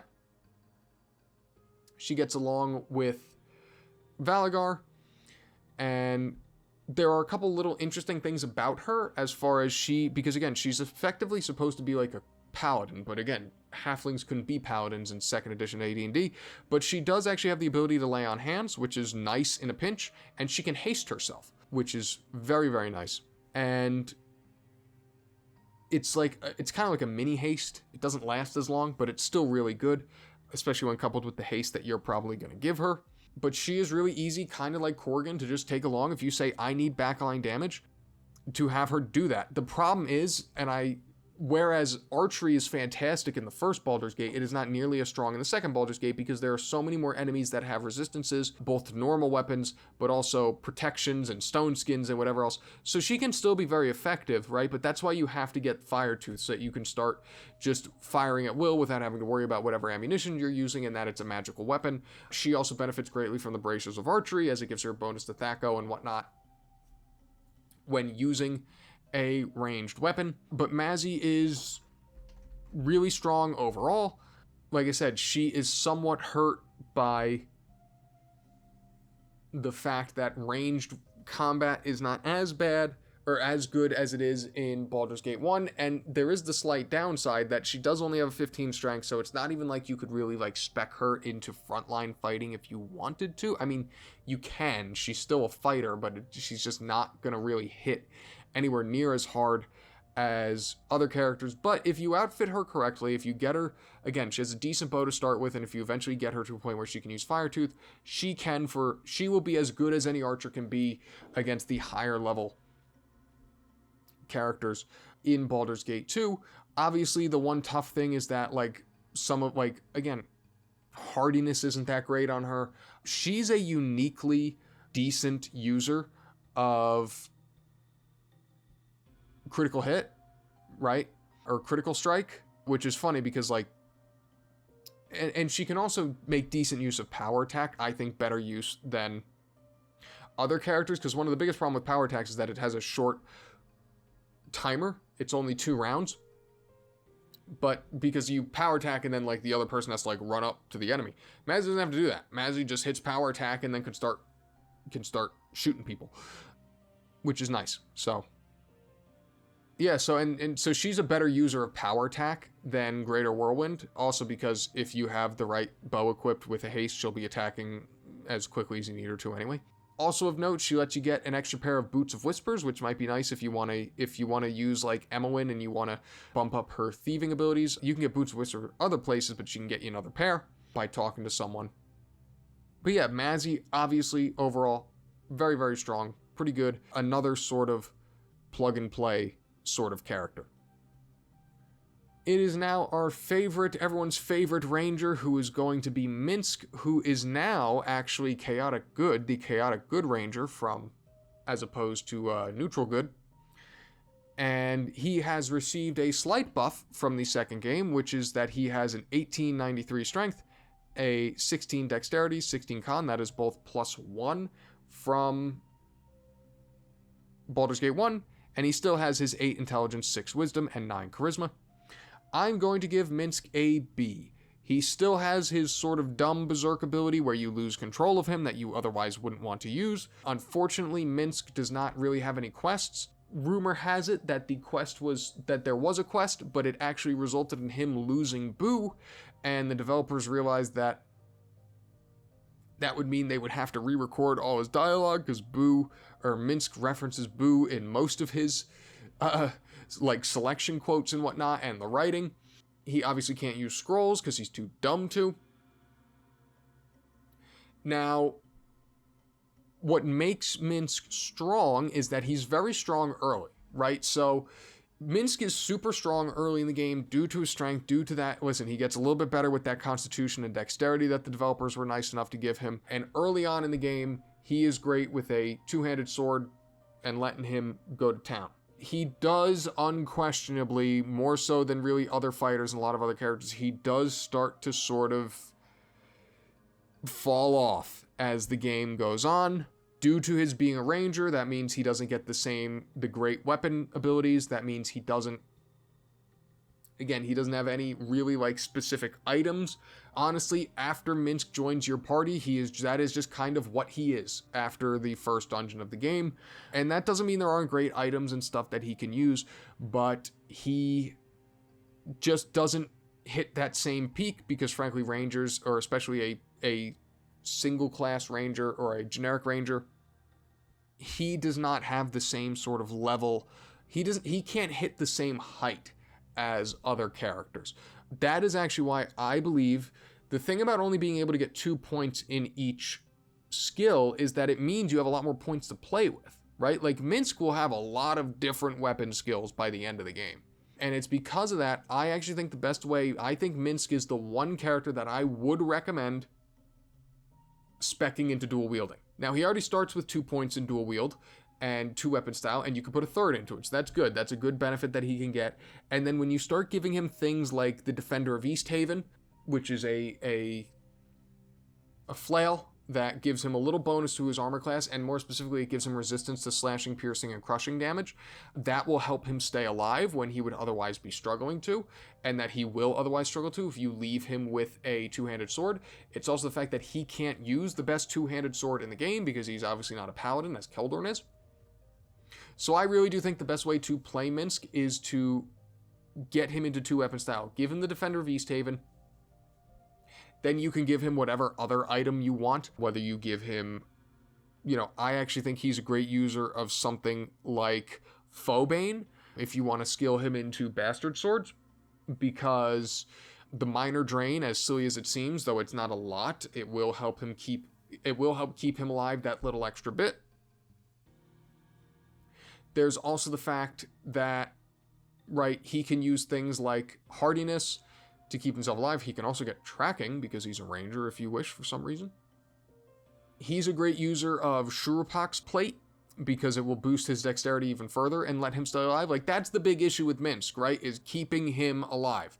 If you can keep him alive, he will hit people real hard with that 1893. But you just have to find ways to keep him alive. You definitely want to buff him, protection from evils, and whatever sort of other proficiency or bonus spells you can get from your clerics, because he's going to need it. And you'll want him, he can still cast spells despite that 6 wisdom, though he does not get very many of them. So your Armor of Faith is a non-negotiable. But I think Minsc is the one character that it makes sense to take him down the path of dual wielding. Greater Whirlwind, obviously. It is interesting, he's a good user of actually something like Ravager if you want to keep him in two-handed weapons, which is a halberd, because you'll have more than enough time to get 2 points in halberd, and that'll obviously give him a +6 weapon to use as a two-hander if you want to keep him as a two-hander. But again, I think he makes most sense as a dual wielder. He only really has conflict with Edwin, although he doesn't try to kill him, at least not to my knowledge. I've never had I've played Minsc and Edwin the same. They argue and bicker all the time, obviously dating back to their issues in the first game, but I've never had Minsc actually try to kill Edwin. But overall, I think Minsc is a B. Like I said, really strong early, falls off as time goes on. As time goes on, you're going to have to work a lot harder to keep him alive, but also, too, his personality is great. He talks with a lot of different people. Most of his conversations, as you can imagine, are quite humorous. I like it. I'll give him a B. As far as, again, Minsc, it's kind of similar to the first game, personality-wise, importance to the series-wise, he's an S. As far as his fighting, he's a C or a D in comparison. So I'll give him a B, just because we'll meet in the middle there. Alright, now we have what was originally supposed to be the Imoen substitute before the developers decided they weren't going to kill Imoen off, and that is Nalia, the chaotic good mage thief found in the Copper Coronet. And she has a strength of 14, a dexterity of 18, a constitution of 16, an intelligence of 17, a wisdom of 9, and charisma of 13. That low wisdom actually does matter because it kind of affects her lore a little bit. But Nalia is an A. She is not as good a thief as Imoen because she is only a level 4 thief, which also means she's not really a backstab candidate because she hasn't progressed far enough in levels to actually get the modifier up. She will also struggle, frankly. She only has a 60 in open locks and an 80 in fine traps. That's just not good enough for later parts of either Shadows of Amn or Throne of Baal. So her being a thief at all is really quite difficult. You'll have to find items, frankly, to buff some of her thieving spells if you want to, or thieving skills if you want to actually use her as your thief. Now, what's great about Nalia, despite the fact that you can get her very early, again, she can substitute for Imoen, but the best thing about Nalia, actually, is that she gives you the quest which lets you complete the D'Arnis Keep. That's her last name, Nalia D'Arnis. And you want to complete that quest because it gets you one of the best items in the game, which is the Flail of Ages. It also gets you the Fighter Stronghold if you are a fighter character. As a mage, again, she has to bump her intelligence in order to scribe 9th level scrolls, but she will do everything you need her to do as a mage. Unlike Jan, she does not get the extra spell per level, but she does, obviously she can learn all spells due to being a general mage instead of an illusionist, but she is a bit one-dimensional in the fact that, again, she can't really backstab, do anything except stand in the back with a bow, although, and the wiki points this out, and I'm glad they did because I had actually forgotten about it, because she's a thief, she can use thieving items, right? And that makes her a great candidate because the reality is Nalia, I mean, the 18 dex does mean she can do some things with missile weapons, and you might prefer that, although unlike Baldur's Gate 1, where I think having your wizards with missile weapons can be very helpful because you're dealing with lower level enemies, that is definitely not the case in Baldur's Gate 2, so it is much more reasonable to have your mages holding weapons that they otherwise won't use, because it's like Nalia is not going to hit much with a bow anyway, based on the resistances and whatnot that people have. But she's a great, and the wiki points this out, she's a great user of Dakon's Zerth Blade, which was added in the Enhanced Edition. It'll give her some extra arcane spells, as well as a little extra bonus to her armor class, even if she never actually uses it, and she shouldn't, because 14 obviously falls below the threshold of really giving her any decent bonuses to being able to hit things. She is quite strong. It's a very natural pairing in that respect. She's also great for the fact that she comes with a special signet ring, which gives her some armor class as well as some fire resistance and better saving throws. The best thing about the signet ring is actually the fact that it can be used with other protective enchanted gear, which is great. Like all mages, improved alacrity, Vecna, she can certainly become strong enough to, once you hit that later points of throwing a ball and whatever else, to do whatever spell casting you need. Her place in the game does feel a bit strange because, like I said, she was literally supposed to be a substitute for Imoen until they decided they weren't killing Imoen. Personality-wise, she actually maybe has some of the most character development of any character in the game. She starts really, really, naive, and she's like the rich person who because she is very rich, she's the rich person who just wants to do nothing but help the poor, which is admirable. But basically, as the game goes on, and especially into Throne of Baal, she sort of comes to realize that, the world is just a damnable place no matter what you try to do, and she actually becomes pretty cynical. She goes through a pretty, wide-ranging character transformation over the course of the game, but she's very good at what she does. She does have to wait a little longer, obviously. Her ability, she can use any item. Evasion can help her stay alive a little bit. But she's generally just a great mage in that sense. Like I said, she has the quest that gets you the keep. She also has another quest where her betrothed, the man she's betrothed to, actually like kidnaps her and you have to go rescue her. And I actually think that's one of the better written quests in the entire game. It's a really fun quest. You don't get much for it except like experience, like no specific noteworthy items that you'll want, but it's a really fun quest to actually do from the standpoint of like, oh, this is a good one. Someone was cooking when they came up with this. But she's really strong, and obviously she doesn't have any major conflicts, so she can work with a lot of parties. She's good. She's not, again, she's not the best thief. She's not the best mage, but she's really good at both. Well, she's not a really good thief. That's the biggest problem with Nalia. Her being A tier is really bolstered by the fact that she's a mage and arcane spellcasting is that good, but she's a bad thief. Like, that's what I don't understand. Like, if you were expected to, because the thing about Imoen with her stats being in the 90s, because she's got 3 more levels and everything, Imoen can legitimately find most traps and disarm most traps and open most locks.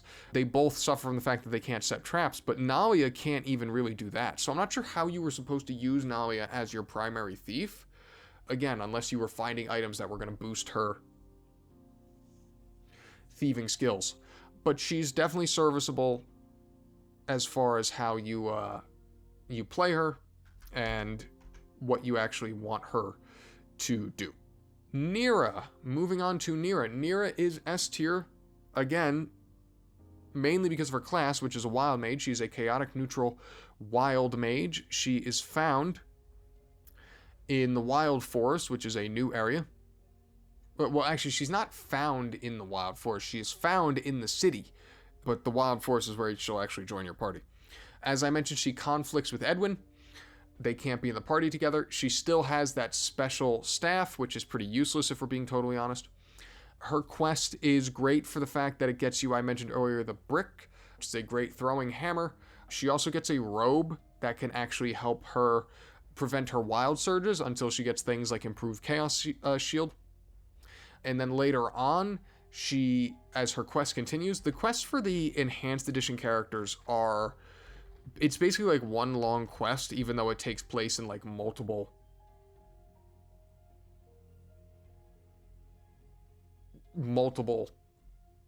instances effectively. But she will give you a quest which allows you to find a Cloak of the Lich, which is a great cloak because it gives you a ton of cold and electricity resistance, as well as an immunity to death effects. So that's great. You want to get that. As mentioned, all enhanced edition characters cannot be kidnapped by Bodhi. Neera's, in my opinion, is the best because she basically tries to cast a spell to defend herself and then winds up teleporting them away by accident, and I find that quite funny. I believe it's either teleporting them away or polymorphing them or something, because that's just a running theme with Nalia, that she always polymorphs herself, unfortunate times. But basically, she has a wild surge that basically forces the vampires to go away. Neera is fantastic because wild mages are fantastic. So once you hit that high enough level, you get to level 7, you get the improved chaos shield, you cast that, you just start casting everything out of Dweomer, and you are just a Gatling gun because the spells from Dweomer cast more quickly. You just become a Gatling gun of every spell you could ever want. You start casting 8th level spells out of a 1st level spell slot. It's ridiculous. She does need to boost her intelligence by a point to scribe the 9th level spell, but again, that's just fine. She is fundamentally ridiculous. Again, coupled with the fact that you do get some legitimately great items that other characters are going to want from her quest, only makes her all the more valuable.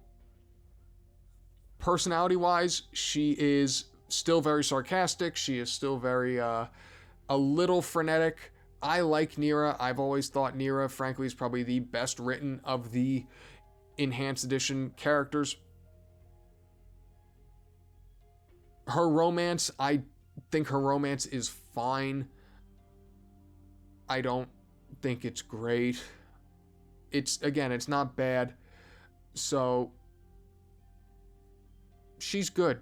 She's good. She has a lot of benefits. She is a little carried by her class, but the fact that wild mages are just so stupidly powerful as far as what they can actually, again, whoever's idea it was that they were like, yes, let's let them cast Comet and Prismatic Spray out of a first level spell slot. Why people thought that was a good idea, I have no idea. Her banters are fun. Obviously, she has a lot of banters with the other Enhanced Edition characters, but also a lot of other characters, and they're usually fun conversations. And it says here, I actually just noticed, it says when Bodhi tries to steal her, she actually teleports herself away, so before coming back. So, but she's really, really strong. Like I said, I have always thought she is probably the best written and integrated character of the Enhanced Edition bunch. And she's really, really, really, really strong. Someone that isn't as strong is definitely Rasaad. Rasaad, the lawful good Sun Soul monk, who in the Enhanced Edition is found in Trade Meet. He too has a long quest. He has some exclusive equipment in the Moonlight Walker and the Glimmering Bands. The Moonlight Walkers, which grant him bonuses to his AC, and the Glimmering Bands, which give him bonus to Thaco. I'm going to call Rasaad D tier, just like the first game. Now, granted, there are a few more things that Rasaad can do in Baldur's Gate 2 as opposed to Baldur's Gate 1. Obviously, as he gains higher levels and he starts to get some of those bonuses, from advancing in the monk class. I still don't think they're good enough to compare to other fighters, but if you're interested in them, they are there. I also think the problem with Rasaad is that yes, he's stronger in this game objectively, but he is also not stronger when you're compared now to the enemies that you're fighting, which he will still get absolutely obliterated by. He simply does not have the armor class, and you can get him. So actually, that's not true. He has the armor class. With items you can get Rasaad's armor class to a very respectable point between his innate bonuses and the trinkets you can wear. What you can't do is get the resistances necessary on Rasaad to survive. Physical resistances, magical resistances. It's just not powerful enough in order for him to stand up to other characters.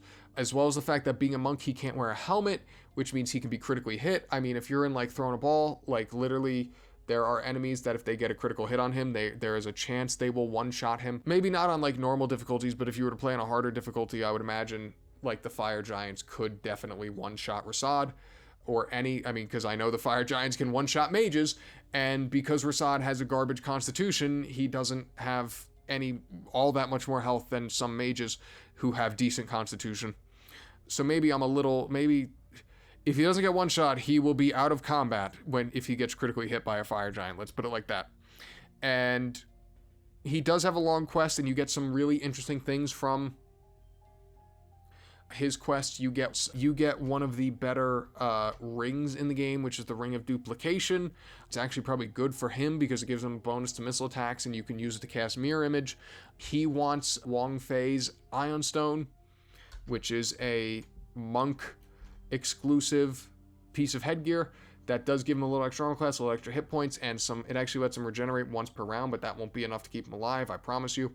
He also gets the Brooch of Vagrant Blades, which reflects magic missile. That's just kind of an interesting one.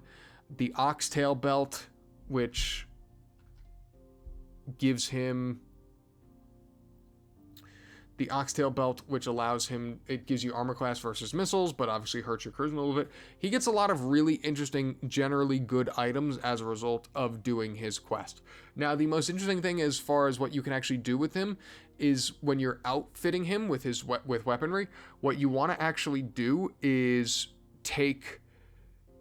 you basically want him to effectively dual wield. And the way you do that is you put a weapon in his offhand and you let him fight with his fist in his main hand, because at one point his fist will eventually start to do 1d20 and be considered a +5 weapon, right? So then when you compare that, what I like to do is pair that with Celestial Fury, because he'll deal a lot of damage with his fist, and then hopefully he can get a stun with Celestial Fury, which can help keep him alive.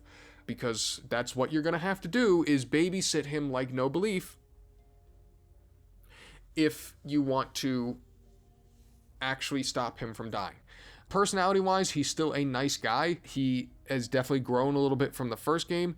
He was done pretty dirty as far as his romance and whatever else. As far as I understand, I remember reading about this, and I can't confirm this, but I think it's true. So his romance heavily features a character named Algaroth, who is a legitimate character, not just in Baldur's Gate, but within Dungeons & Dragons as a whole.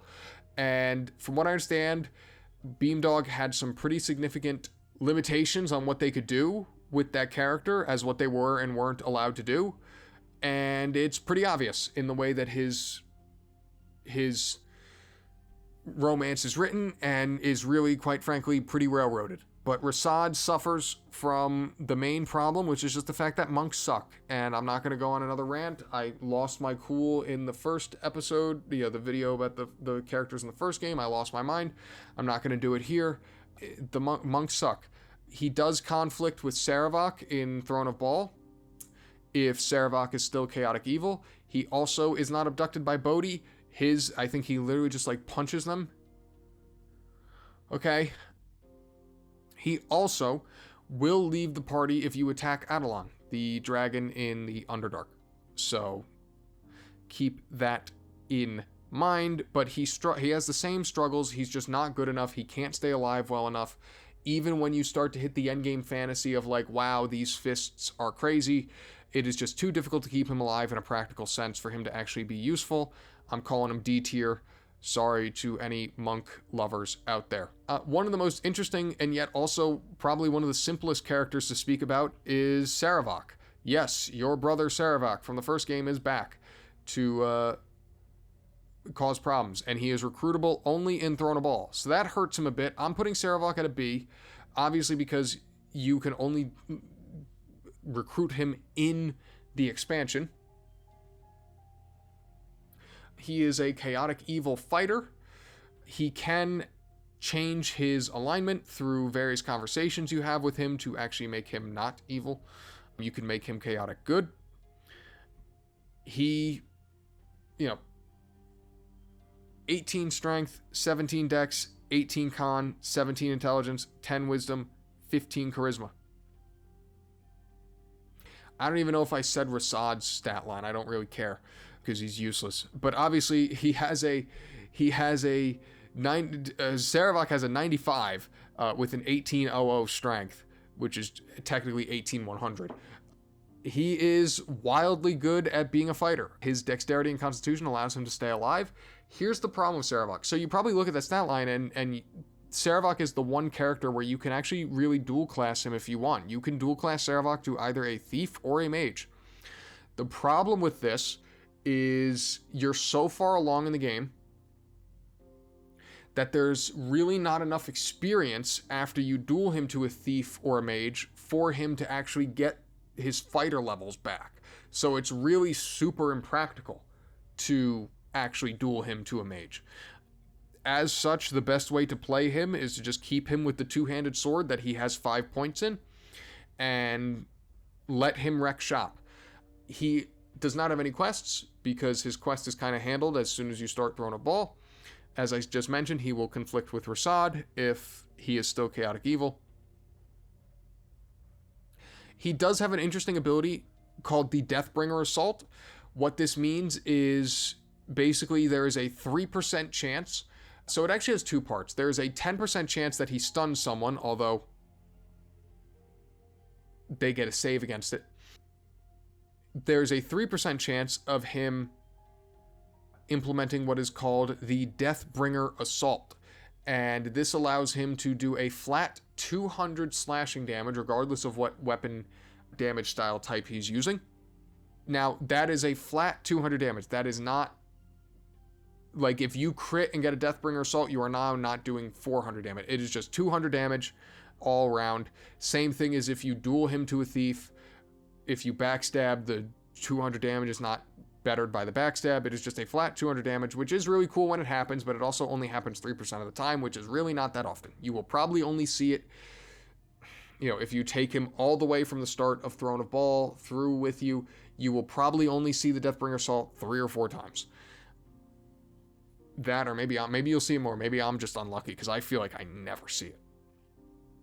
But he is basically, if you need another fighter for whatever reason, go ahead. But he's pretty one-dimensional. Because like I said, you can dual class him, but it's so impractical because you won't get your fighter levels back. The best sword for him is usually like the Sword of Grief as far as two-handed weapons. because he can't use the best two-handed sword in the game, being the Holy Avenger. If you do take some time to get him extra skill points in Halberd, he comes with 1 point in Halberd. He's a good user of Ravager, +6, which will obviously give him some extra poison damage to do and whatnot, but just take him if you want him. His dialogue with the other characters like Imoen and Jaheira is fantastic, because obviously they hate him, considering what happened in the first game. It's some great dialogue all around. But he's good. He's really good at fighting. And like I said, the things you can do to actually change his alignment are pretty interesting based on the conversations you have with him and the steps you take. The reason I call him B is because I just don't think you really do enough overall. Like, he's just kind of plain. He is one-dimensional. You don't have a lot of choice, and obviously it takes so long before you can actually get him that it's a little bit impractical. All right, moving on to really the last two characters that we have. First with Valygar, the neutral good human stalker, found in the Umar Hills. He actually, I realized I forgot to mention Minsc's racial enemy that all rangers get. Minsc has a racial enemy of vampires, which is actually fairly useful, at least up to a point. And Valygar's is golems. Valygar has a great stat line: 17 strength, 18 dex, 16 con, 10 intelligence, 14 wisdom, 10 charisma. Now, available fairly early. Skilled in 2-weapon style and katana mainly, though he can also use a spear and a longbow. I think Valygar is an A. I think he's a really strong character. I think I'm a little higher on stalkers than other people, just because I think stalkers are underrated. He has a quest that is very interesting in terms of unlocking him, mainly because some people want him dead, and obviously if you want him to join your party, you're not going to kill him. You will do the things necessary to keep him around. It is a very involved quest. It might be the most involved companion quest in either of the games. You can get a Ring of the Ram from doing his quest, which, although again, a lot of the rewards you get, because there are so many different ways that Valygar's quest can play out, depend on the choices you make, obviously. So even if you don't take Valygar, regardless of what you want to do with him, you should do his quest just because you probably want that Ring of the Ram, regardless of how you go about things. But he is really, really strong in my opinion. He does not have many conflicts, although he does have some, right? So he can't be with Edwin. Edwin will eventually, they'll try to kill each other. Viconia will try. Viconia has an interesting one. If you talk to someone, he will try to kill Viconia, and he really does not like...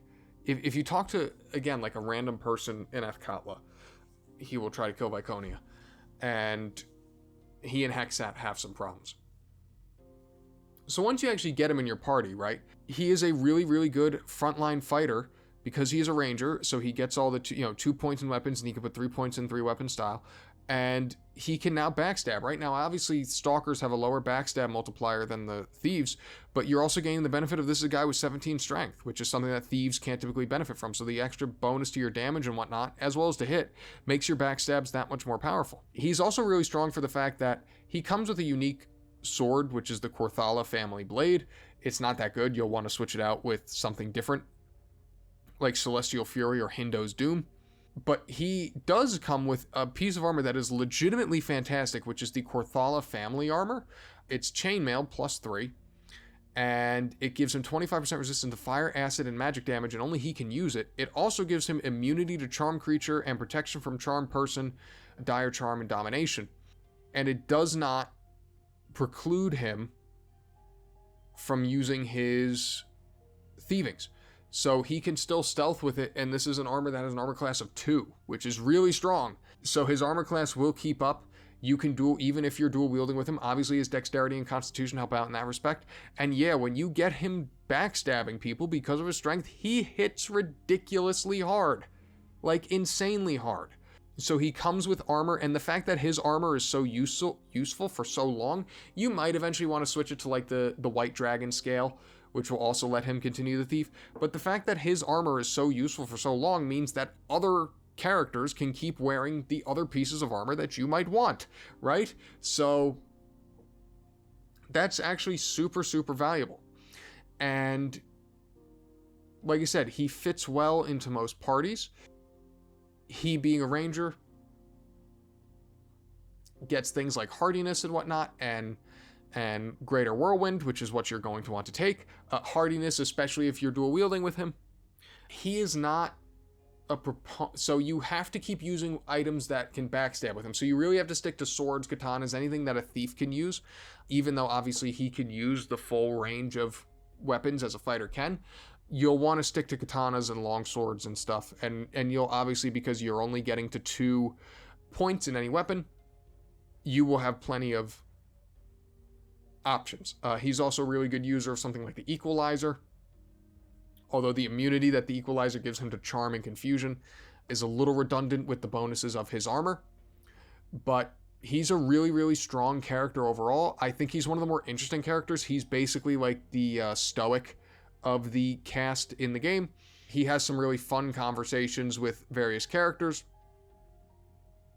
He is not a fan of magic, because magic basically has doomed and killed his family, and it plays into his quest.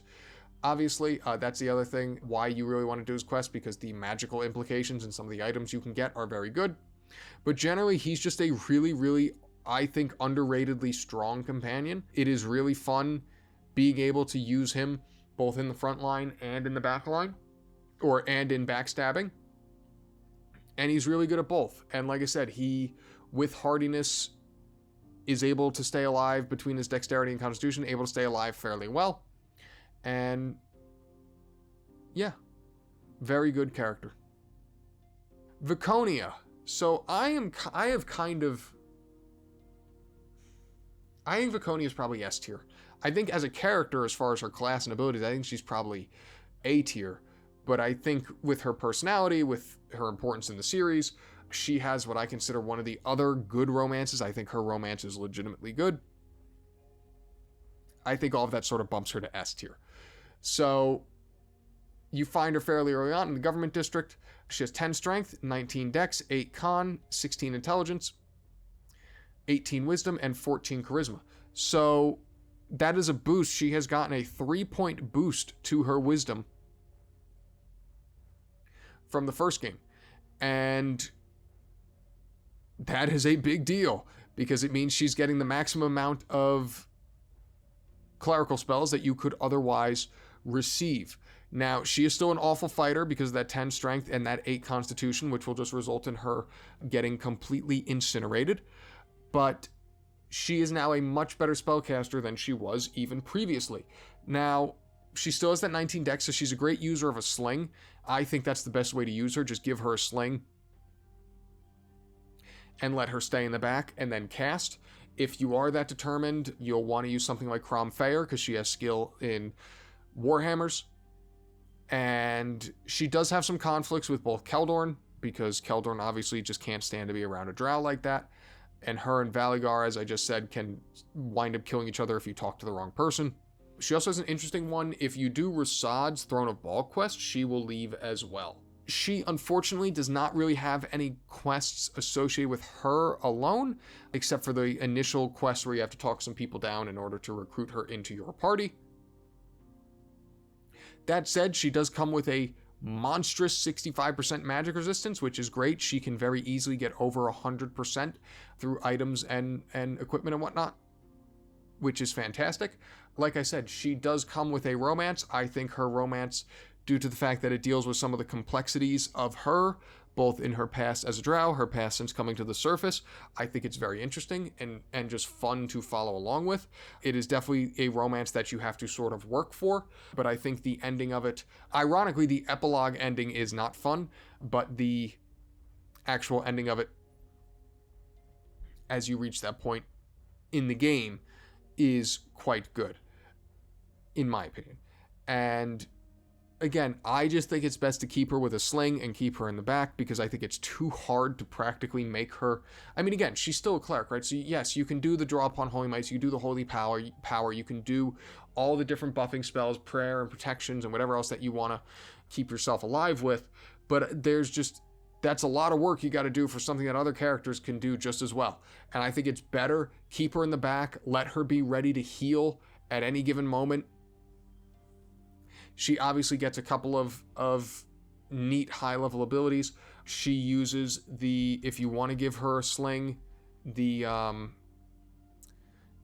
Sling of Everard, just because it doesn't even require any ammo, is great. And all in all, I think she is the best. She's probably not a better cleric than... Well, no, she is a better cleric than Anomen, just based on the bonuses she gets to her clerical spells. Anomen's probably a better character overall, but she does come with a unique item if you romance her, but it's a mace that's just +3. It's not that great, and basically only she can use it. So it's... And again, you don't really want her swinging in combat. Her banters are quite fun, because she's still very much Viconia. Especially the banters with the people who come back from the first game with her are quite enjoyable. She also... you can actually change her alignment to true neutral from neutral evil. It does take a very specific... It is legitimately screw-upable.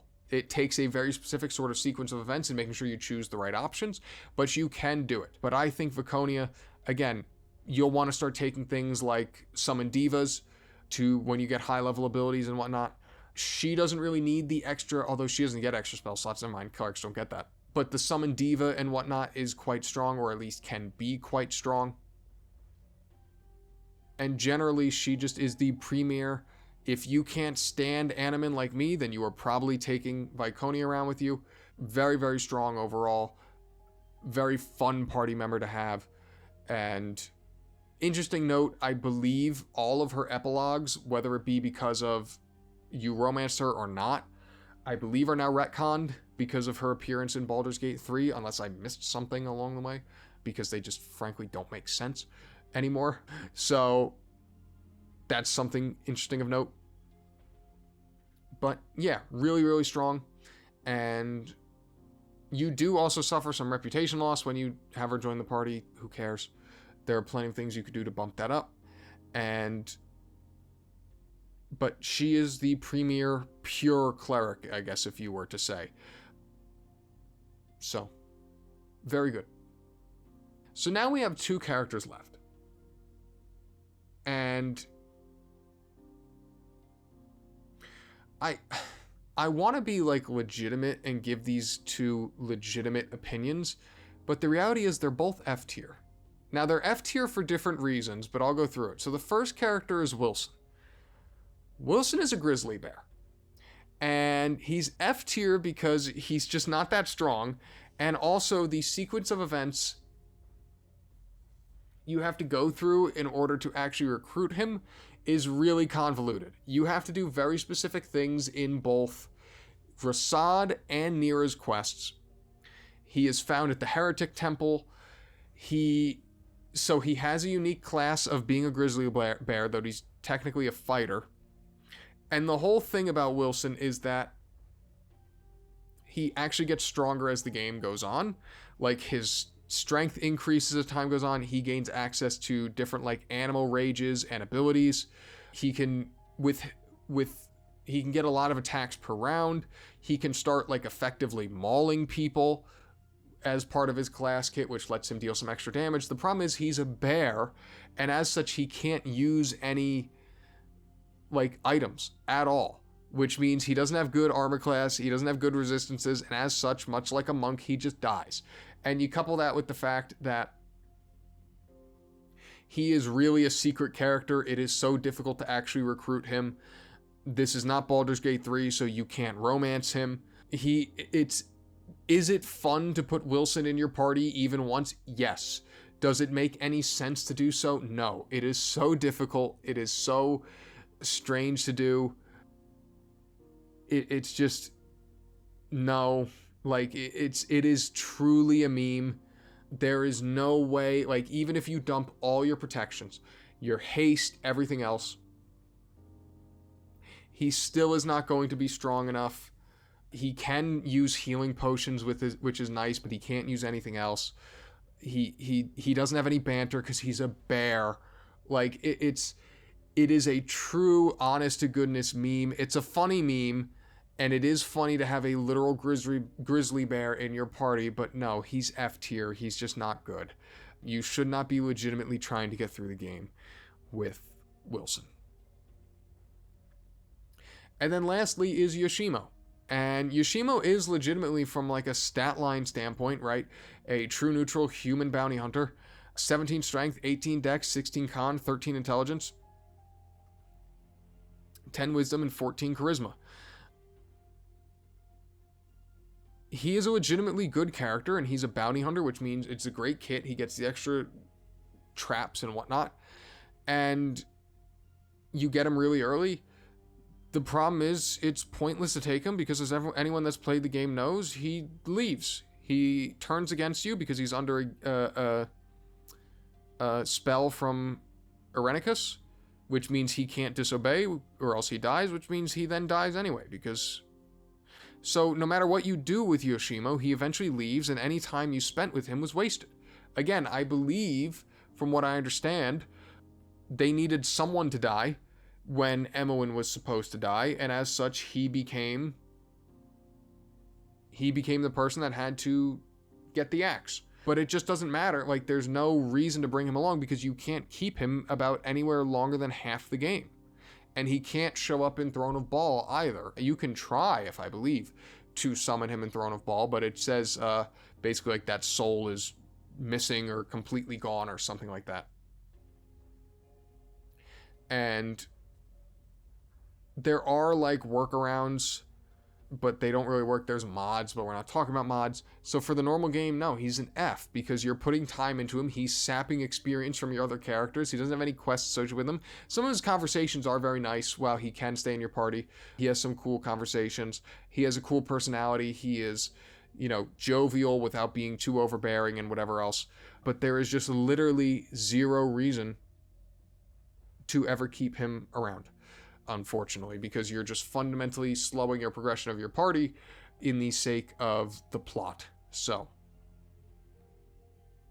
but that is it. The companion guide, the Normies General Companion Guide to Baldur's Gate 2. I hope you enjoyed this. My voice and throat hurts so badly after doing almost 7 hours of talking over the last 2 days. But I hope you enjoyed this. I hope you got something out of it. Like I said, the second game was a bit more fun than the first game just because there's more to talk about and there aren't really any bad characters. But this was a great, great time. I hope you enjoyed these videos. I hope you got something out of them. And I will see you in the next one.